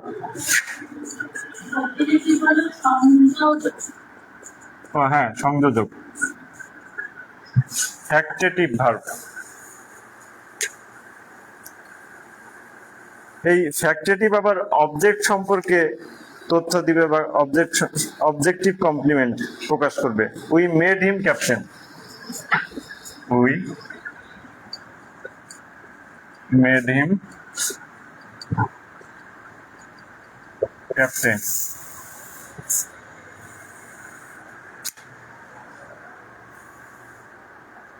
লেখা হয়েছে সবার? এখন এটা হচ্ছে অবজেক্ট সম্পর্কে, মানে অবজেক্টিভ কমপ্লিমেন্ট দিবে। এখানে অবজেক্ট কোনটা? এই হিম। আর কমপ্লিমেন্ট কোনটা? ক্যাপ্টেন। এটা কি বোঝাচ্ছে? যে উই মেড হিম ক্যাপ্টেন, আমরা তাকে দলনেতা করেছিলাম। ঠিক আছে? তাহলে আমরা কার সম্পর্কে বললাম? এইখানে অবজেক্ট কে? হিম। কাকে দলনেতা করছি? আমরা বলছি না কি বা কাকে দ্বারা প্রশ্ন করলে কি পাওয়া যায়? অবজেক্ট। তাহলে এই কাকে আমরা দলনেতা করছি? তাকে, মানে সে, তাকে ক্যাপ্টেন। কি এখন কি অবজেক্ট সম্পর্কে তাহলে কমপ্লিমেন্ট হলো না? এটা হচ্ছে ফ্যাক্টেটিভ ভার্ব। হয়েছে? এই প্রোগ্রাম কখন? 11টায়? হ্যাঁ, সুন্দর লাগতেছে। ঠিক আছে, এরপর হচ্ছে আমরা চলে যাই লিঙ্কিং ভার্ব। এটা খুব গুরুত্বপূর্ণ, আপনারা লেখেন লিঙ্কিং ভার্ব। Linking verb. কারণ যদি ওয়াশরুমে যাওয়ার প্রয়োজন হয়, ওয়াশরুম আছে। আমাদের ক্লাসটা আরো প্রায় আধা ঘন্টা লাগবে। হ্যাঁ, বলেছিলাম প্রথমেই যে আমাদের অনেক টপিক পড়াতে হবে। তাহলে লিঙ্কিং ভার্ব বলতে আমরা কি বুঝি? বি ভার্ব দিয়ে প্রতিস্থাপন করা যায়। সহজভাবে লেখেন, বি ভার্ব দিয়ে প্রতিস্থাপন করা যায়।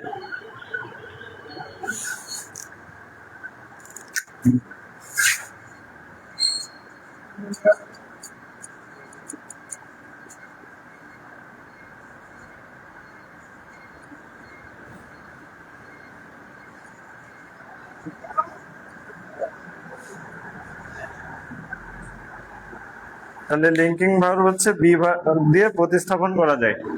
তাহলে এটা আমরা এখানে বুঝলাম, আমরা পড়তেছি লিঙ্কিং ভার্ব, ধরে নিলাম এটা লিঙ্কিং ভার্ব। তাহলে আমরা কিভাবে আইডেন্টিফাই করবো বা কিভাবে বুঝবো?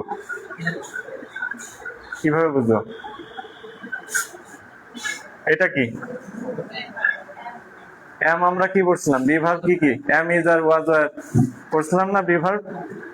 তাহলে বি ভার্ব দিয়ে যদি আমরা এটা রিপ্লেস করতে পারি, অর্থ কি দাঁড়া? যে আই ফিল সরি, যে আমি সরি অনুভব করছি, বা ওইটা যেটা আক্ষরিক অনুবাদ বোঝায়।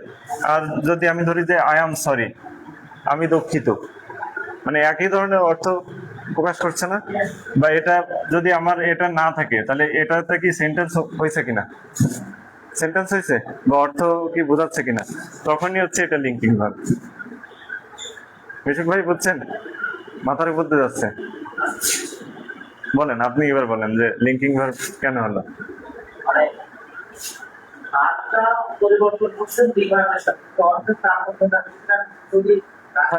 হ্যাঁ, ঠিক থাকে। যদি একই থাকে তাহলে সেটা হচ্ছে লিঙ্কিং ভার্ব। ঠিক আছে? লিঙ্কিং ভার্ব হচ্ছে ভার্বের মধ্যে বা সাবজেক্ট অবজেক্টের মধ্যে লিঙ্ক করা। হ্যাঁ, মানে সহজভাবে বলতে।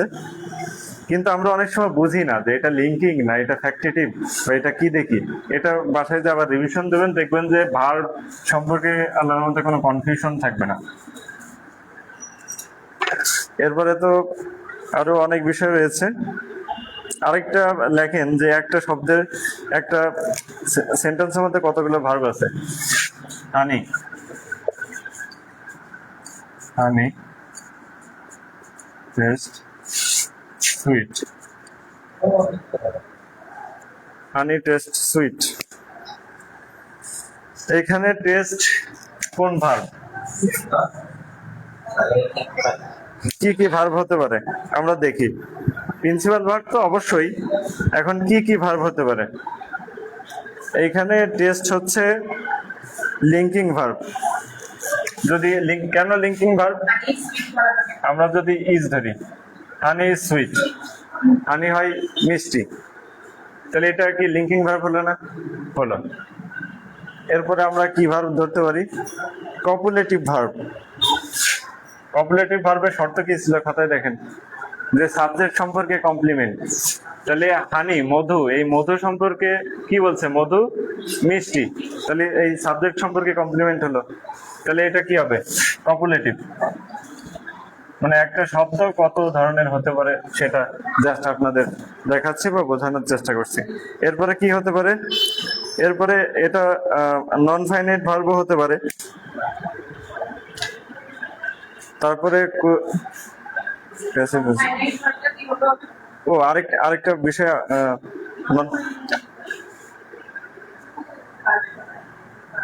সরি, এটা ফাইনাইট ভার্ব হবে। হ্যাঁ, এটা ফাইনাইট ভার্ব হবে, ঠিক আছে। আর আরেকটা ভার্ব আমরা মিস্টেক করছি, সেটা হচ্ছে কুয়েসিভ প্যাসিভ। এটা লেখেন, তাহলে বুঝতে সুবিধা হবে। কুয়েসিভ প্যাসিভ ভার্ব। এই কুয়েসিভ প্যাসিভ ভার্ব কোথায় কোথায় ব্যবহৃত হয়? এটা ব্যবহার করা হয় যে প্যাসিভ ভয়েসের অর্থ প্রকাশ করতে।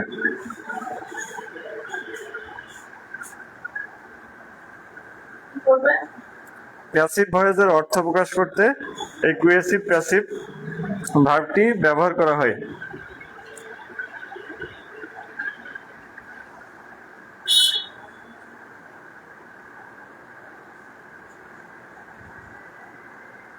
ওকে, এরপর আমরা জিরান পার্টিসিপল এক নজর দেখে আমরা অন্য টপিকে চলে যাব। ক্লাস ক্লাস করবো, আমার আরো সময় লাগবে আমাদের।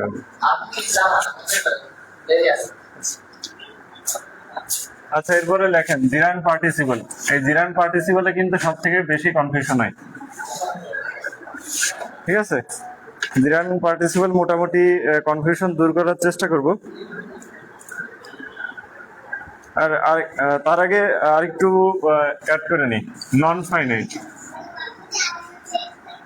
নন ফাইনাইট, এই নন ফাইনাইট ভার্বের চেনার আরেকটি ট্রিক্স আছে, সেটা হচ্ছে, ট্রিক্সটা হলো আইজিপি।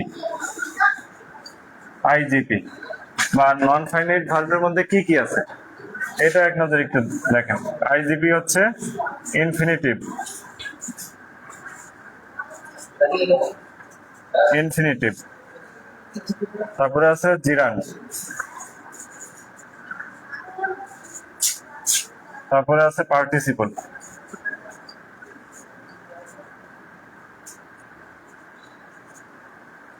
এই ইনফিনিটিভ, ইনফিনিটিভ কোনগুলো? 2 প্লাস V1। জিরান কি? Verb plus ING. পার্টিসিপল কি? ভার্ব প্লাস আইএনজি হতে পারে, তারপরে ভার্বের 3 নম্বর রূপ হতে। না, আমি বলতেছি, এটা বোঝানোর জন্য বলতেছি। এখন এটা লিখলাম না। এখন এই জিরান যদি নাউনের কাজ করে, আমি একবারে বুঝাই দিচ্ছি। জিরান যদি নাউনের কাজ করে বা সেন্টেন্সে নাউনের স্থানে বসে, মানে ভার্ব প্লাস আইএনজি, ঠিক আছে। ধরলাম যে ওয়াকিং।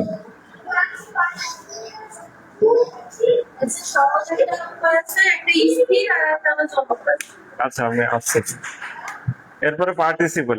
পার্টিসিপল কি কাজ করবে? পার্টিসিপল হচ্ছে অ্যাডজেক্টিভের কাজ করবে।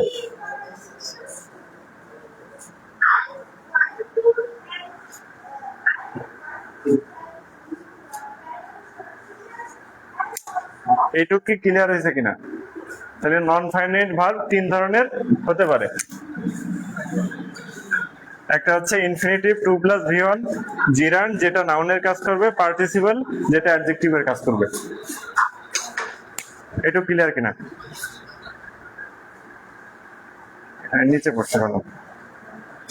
সবাই একটু মনোযোগ সহকারে লিখতে পারে, যারা নতুন তারা হয়তো মাথায় পড়তে যাচ্ছে। এখন আমরা এই জিরান্ড পার্টিসিপল নিয়ে একটু সংক্ষেপে আলোচনা করব।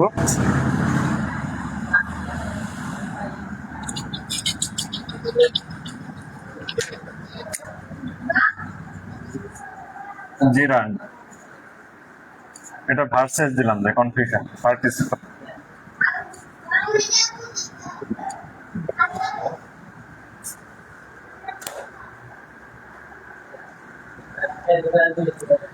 তাহলে বিথি যেটা বললো সেটা আপনারা লেখেন যে জিরান্ড হচ্ছে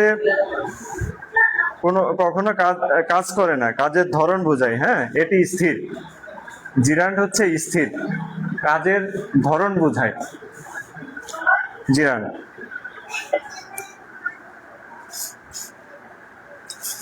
ওকে, হ্যাঁ। আর পার্টিসিপল হচ্ছে অস্থির, গতিশীল, কোনো কাজ ঘটছে বা ঘটা বোঝায়। এটা হলো সংক্ষেপে বোঝার জন্য। এরপরে আরো বিষয় লেখেন যে তবে শুরুতে ভার্ব প্লাস আইএনজি এবং তার আগে যদি প্রিপজিশন থাকে তাহলে ভার্ব প্লাস আইএনজি অবশ্যই জিরান্ড হবে। লেখেন লেখেন, তারপর ধাপে ধাপে আমরা বোঝাবো। আগে নোট করে লেখেন যে শুরুতে যদি ভার্ব প্লাস আইএনজি সেন্টেন্সের শুরুতে, হ্যাঁ সেন্টেন্সের শুরুতে ভার্ব প্লাস আইএনজি এবং তার আগে যদি প্রিপজিশন থাকে তাহলে ওই ভার্ব প্লাস আইএনজি অবশ্যই জিরান্ড হবে। হ্যাঁ, থাকে এবং ভার্ব প্লাস আইএনজির আগে যদি প্রিপজিশন থাকে তাহলে অবশ্যই সেটি জিরান্ড হবে। আমরা উদাহরণটা দেখি। By reading books you can gain knowledge.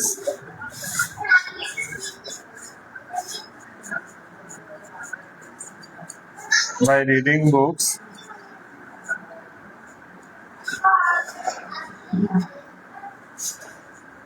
you can gain knowledge.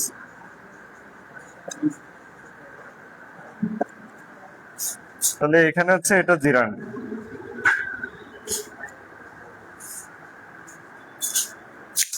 মানে এটা একটা রুলস করবো আমরা, উদাহরণ দেখে দেখে তারপরে বোঝার চেষ্টা করব। এরপরে জিরান্ড ওই যে আগে যে আমরা লিখেছিলাম যে নাউনের কাজ যদি করে তখন হচ্ছে জিরান্ড। আমরা বেসিকটা জানি, এই প্রশ্নটা বেশিরভাগ সময় এসে থাকে। Walking is a good exercise.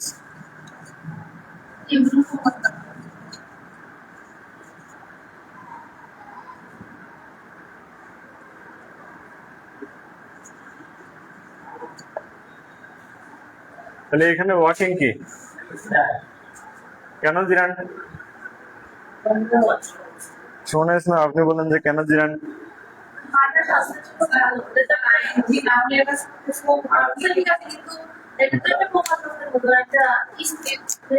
না, মূল বিষয় আমরা অত কিছু জানবো না। আমরা জানবো যে এখানে নাউনের স্থানে বসছে এবং নাউনের কাজ করতেছে, তাহলে হচ্ছে এটা জিরান্ড। আরেকটা আছে উদাহরণ, education is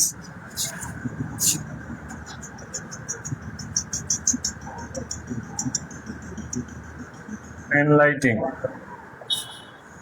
Education is enlightening. এখানে enlightening কি? হ্যাঁ, না আরেকটু ভালো করে বলতেন যে enlightening। এখানে আমরা এই সাবজেক্ট সম্পর্কে বলতেছি, সাবজেক্ট সম্পর্কে বলতেছি। তাহলে এটা কি কাজ করতেছে? এটা কি গুণের কাজ করতেছে না নাউনের কাজ? নাউন তো একটা রয়েছে এডুকেশন, ওটা কি অ্যাডজেক্টিভের কাজ করতেছে কিনা?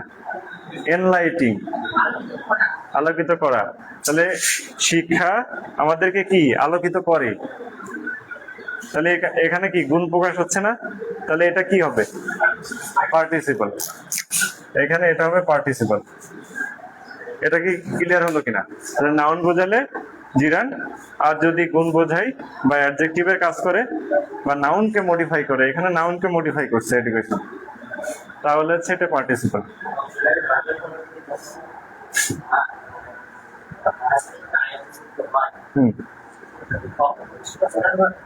জিরান হয় কিছু কিছু ক্ষেত্রে, আছে অনেক প্রশ্ন, বিসিএস এর অনেক প্রশ্ন আছে এই কনফিউশনের কারণে, সেগুলো আমরা আসতেছি। তাহলে এটা গেল। এরপর লেখেন যে অবজেক্ট হিসেবে জিরান বসে, তবে এক্ষেত্রে পূর্ববর্তী ভার্বটি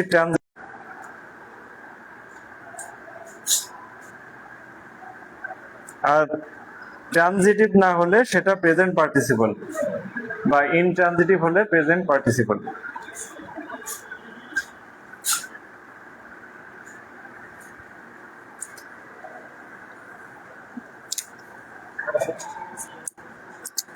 তাহলে অবজেক্টের আগে, অবজেক্ট হিসেবে যখন জিরান বসবে তখন তার আগে যদি ট্রানজিটিভ ভার্ব থাকে সেটা হচ্ছে জিরান। হি স্টপড রিডিং বুকস, আমরা উদাহরণটা দেখি।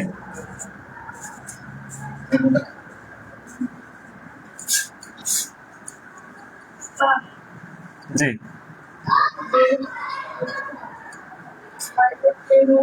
ও আচ্ছা, হ্যাঁ হ্যাঁ, আচ্ছা ওকে ডান, সমস্যা নেই। এটা আমাদের ওই যে গ্রুপে অ্যাড হইন, হ্যাঁ গ্রুপে হচ্ছে আমাদের ওই যে ক্লাসটা রেকর্ড থাকে, আপনি দেখতে পারবেন।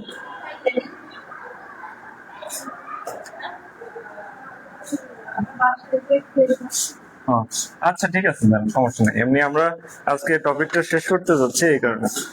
তাহলে হি স্টপড রিডিং বুকস, এখানে রিডিং এটা কি হবে বলেন, এটা কি ভার্ব?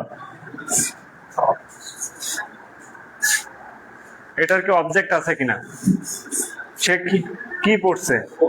বুক, হ্যাঁ, তাহলে এটা জিরান। বুঝতে পারছেন, এটা ট্রানজিটিভ ভার্ব, এই কারণে এটা জিরান। এরপরে আছে হি কেম রানিং,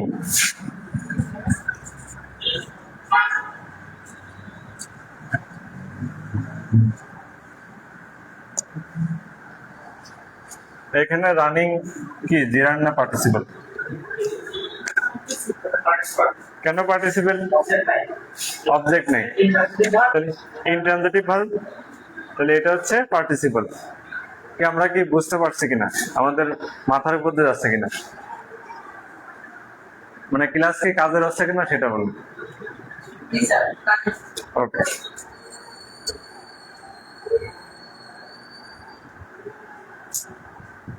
তবে আরেকটা বিষয় লক্ষণীয়, সেটা হচ্ছে যদি আরেকটা উদাহরণ আমরা দেখি, উদাহরণটা দেখি যে ট্রানজিটিভ ভার্বের অবজেক্ট যেটা থাকবে তারপরে যদি আইএনজি আসে, অবজেক্টের পরে যদি আইএনজি আসে তখন আবার সেটা প্রেজেন্ট পার্টিসিপল হবে।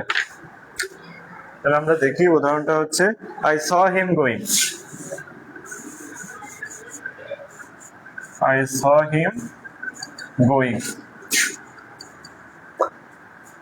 এইখানে যে গোয়িং আমাদের যে শর্ত ছিল লেখেন, শর্তটা লেখেন যে ট্রানজিটিভ ভার্বের অবজেক্ট, এটা তো আমরা অবজেক্ট তো আছে সেই কারণে এটা transitive verb, I saw him going, তাহলে অবজেক্ট হলো হিম, হিমের আগে যে ভার্ব রয়েছে সেটা হচ্ছে ট্রানজিটিভ। অবজেক্ট, এই ক্ষেত্রে অবজেক্টের পরে যদি ভার্ব প্লাস আইএনজি হয় সেটা হবে জিরান।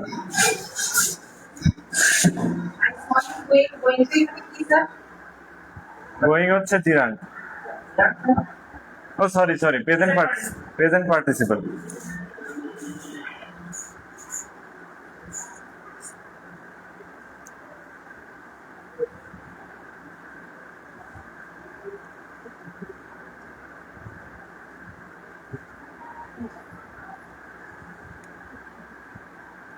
কি সবার লেখা হয়েছে?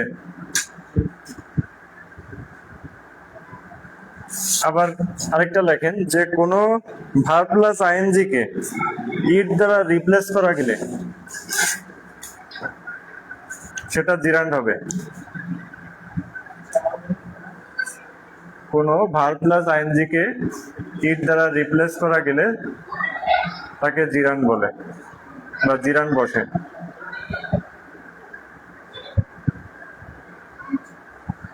হ্যাঁ ইট দ্বারা রিপ্লেস করা গেলে সেটা জিরান হবে। এরপরে তো লিখবেন যে প্রিপজিশনের পরে জিরান বসে।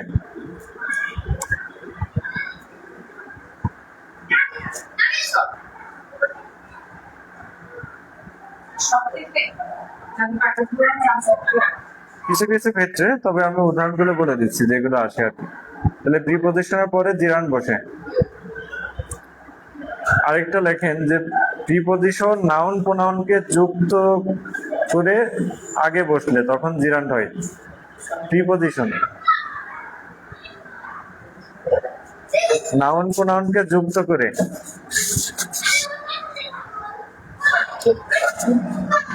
যদি ভার্ব প্লাস আইএনজি আগে বসে তখন সেটি জিরান্ড হয়।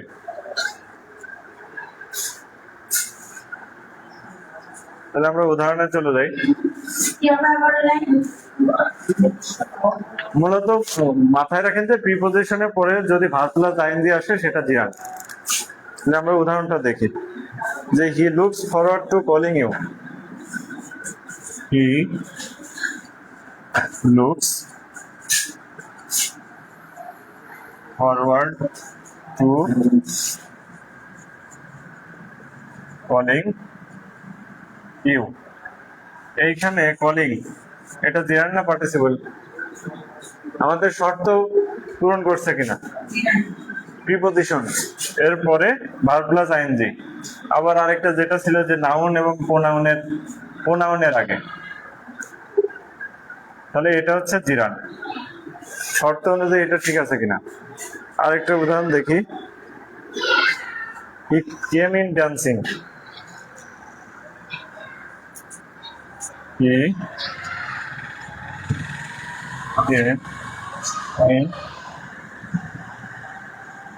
ডান্সিং। এটা কি হবে বলেন? শোভনা ইসলাম আপনি বলেন যে এটা কি হবে? যে হি কেম ইন ডান্সিং, এখানে ইন আছে প্রিপজিশন।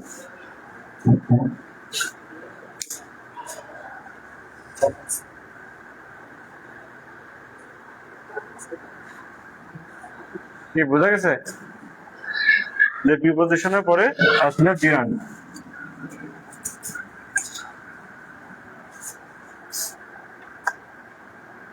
এরপরে আরেকটা লেখেন যে ডিটারমিনারের পরে জিরান্ড বসে। ডিটারমিনারের পরে জিরান্ড বসে। আমরা এখানে একটু শিখে নিই যে ডিটারমিনার বলতে আমরা কি কি বুঝি, তাহলে সুবিধা হবে। ডিটারমিনার,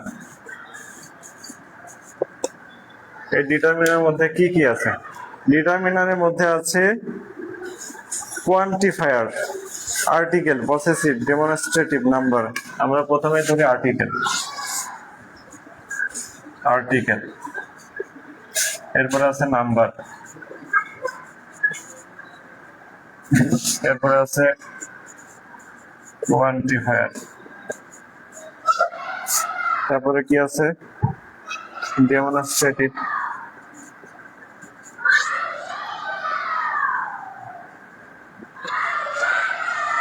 কি অবস্থা।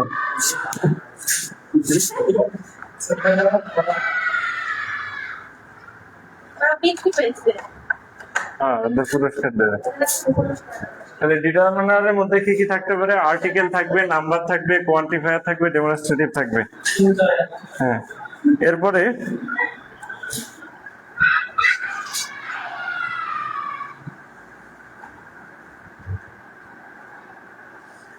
আচ্ছা, এখন আরেকটা রুলস দেখেন যে আর্টিকেলের পরে ভার্ব প্লাস আইএনজি থাকলে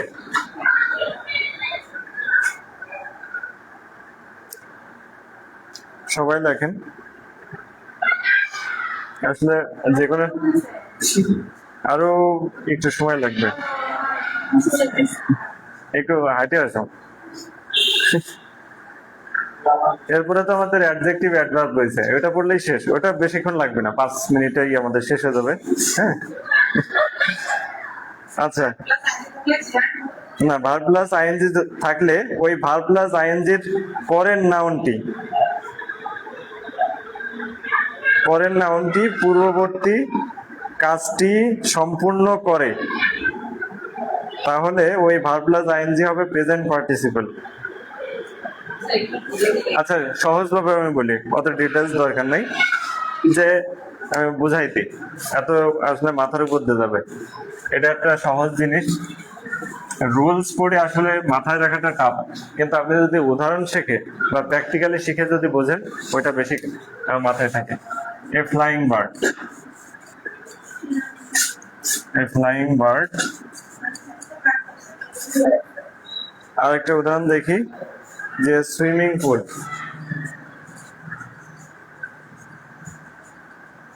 সুইমিং পুল।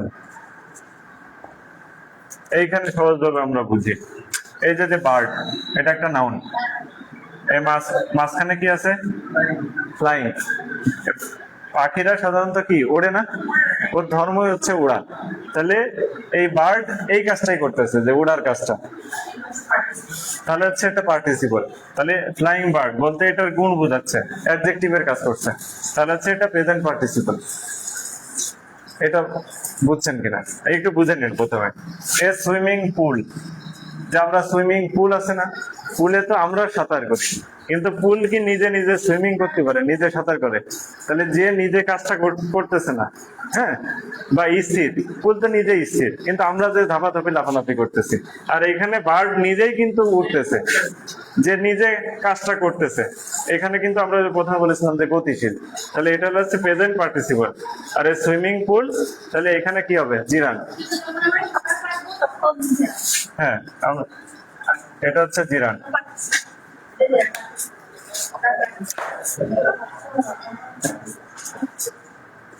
জিরান। আর এটা কি? Participle, present participle. তবে এটা রাখবেন যে আইএনজি কিন্তু সবগুলো প্রেজেন্ট পার্টিসিপল, ঠিক আছে? এরপরে আমরা আরেকটা উদাহরণ দেখি, যে শকিং নিউজ। এই শকিং নিউজ, এটা কি? কোন উদাহরণ? সুমন ইসলাম, আপনি বলেন। এই শকিং নিউজ, এটা কি? খবর, একটা দুঃসংবাদ, খবর। খবর কি এটা হতে পারে কিনা যে শকিং নিউজ, যে একটি খারাপ খবর, একটি আকস্মিক খবর? খবর তো এই ধরনেরই হয়, এটা স্বাভাবিক ঘটনা। খারাপ খবর, ভালো খবর, বা তাহলে সেই ক্ষেত্রে এটা কি হওয়া উচিত? আরেকটু মাথা কামান। না, এটা পার্টিসিপেল হবে, পার্টিসিপেল হবে। কেন? শকিং নিউজ, একটি খারাপ খবর, এটা গুণ বোঝাচ্ছে, অ্যাডজেক্টিভের কাজ করছে, ঠিক আছে? তারপরে আরেকটা উদাহরণ দিই, এ প্লেইং কার্ড। এ প্লেইং কার্ড, এইখানে প্লেইং প্রেজেন্ট পার্টিসিপল নাকি জিরান? কেন জিরান? মানে কার্ডকে আমরা তাস হিসেবেই ধরি, তাস কি নিজে নিজে খেলতে পারবে? আমাদের দ্বারা খেলতে হচ্ছে, তাহলে এটা স্থির না? সহজ ভাবে আমরা প্রথম যে থিওরি স্থির, তাহলে এটা কি? জিরান। কি এখন কি কনফিউশন দূর হচ্ছে কিনা? সহজ না? আসলে বুঝলে দেখবেন যে আমাদের এটা প্র্যাকটিস, আপনি যখন জানবেন, প্র্যাকটিস, অর্থ যখন বুঝবেন, তখন কিন্তু আস্তে আস্তে এটা ক্লিয়ার হবে।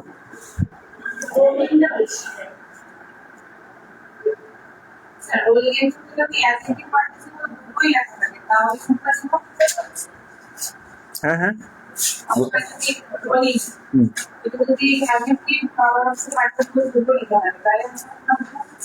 ওইটা আমি একটু উদাহরণ আপনাদেরকে সংক্ষেপে বুঝাই দিচ্ছি, আমি ওইটা নোটও করে রাখছি, ওইটা লেখেন। এ রোলিং স্টোন, এটার কনফিউশন একবারে ক্লিয়ার করে দিচ্ছি।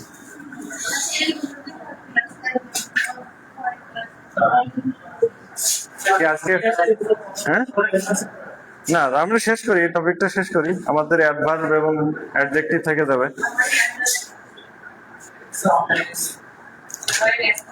আচ্ছা ঠিক আছে, আমি রাতে তাহলে নিব নি বাকিটুকু, তবে এটা শেষ করি। A rolling stone gather no মোর।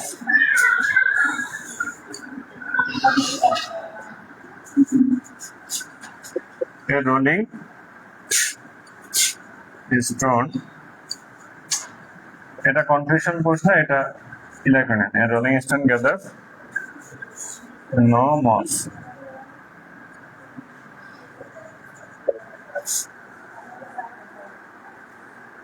এখানে বলেন কার কি মতামত আছে, এখানে রোলিং কি প্রেজেন্ট পার্টিসিপল না পার্টিসিপল নাকি জিরান? বেশিরভাগ বইতে কি দিয়ে আছে বলেন? হ্যাঁ, এখানে এর বাংলা অর্থ কি? যে চলমান পাথরে শ্যাওলা জমে না। এটা কি একটা প্রবাদ বাক্যের মতো? প্রবাদ বাক্য।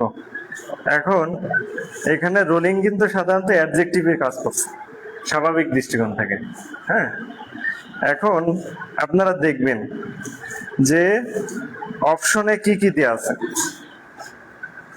অপশনে দেখতে হবে যে যদি অ্যাডজেক্টিভ থাকে, এটা নোট রাখেন। অপশনের মধ্যে যদি অ্যাডজেক্টিভ থাকে দেখে রাখেন। অপশনে যদি অ্যাডজেক্টিভ থাকে তবে সেটা হবে হচ্ছে অ্যাডজেক্টিভ।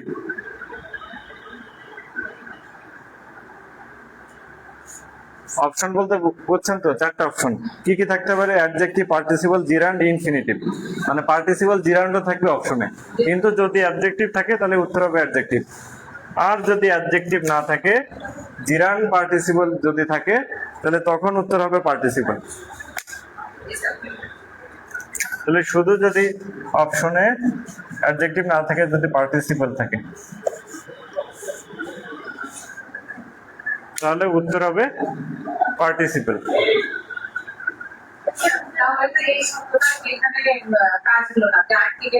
না, এখানে নিয়ে অনেক মানে যারা সিনিয়র শিক্ষকগণ আছে সবার অনেকের মধ্যে মতবিরোধ। এই জন্য আমরা প্র্যাকটিসটা দেখবো, যে আমরা যে সাধারণত মূল পরীক্ষায় যে শিক্ষকরা তো কোনো না কোনো বই থেকে প্রশ্ন করে থাকে, তাহলে আমাদের যেটা প্র্যাকটিস সেটা দেখবেন যে অ্যাডজেক্টিভ যদি অপশনে থাকে তাহলে অ্যাডজেক্টিভ বিদ্যমান করুন, পার্টিসিপল থাকলে পার্টিসিপল। তাহলে যাই হোক, আমাদের প্রায় 2 ঘন্টার মতো ক্লাস হয়ে গেল, 9টা 20 বাজে। অসংখ্য ধন্যবাদ ধৈর্য সহকারে দেখার জন্য। আমাদের অ্যাডভার্ব এবং অ্যাডজেক্টিভ রয়েছে, আমরা রাতে ইনশাল্লাহ শিখবো। আর আমাদের লিটারেচারও রয়েছে। হ্যাঁ, এখন আপনারা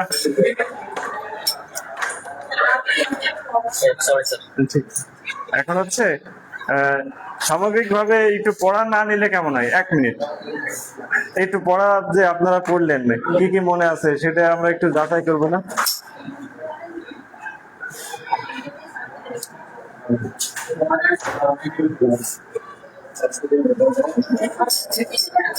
আচ্ছা, কারো কোনো কনফিউশন আছে কিনা কোনো বিষয়? সবাই সবকিছু বুঝছেন না? অনেকের ক্ষুধা লেগে গেছে। থাক, আজকের মতো সবাইকে বিদায়। হ্যাঁ, ঠিক আছে। তাহলে ঠিক আছে সবাই, আল্লাহ হাফেজ, আজকে এ পর্যন্তই।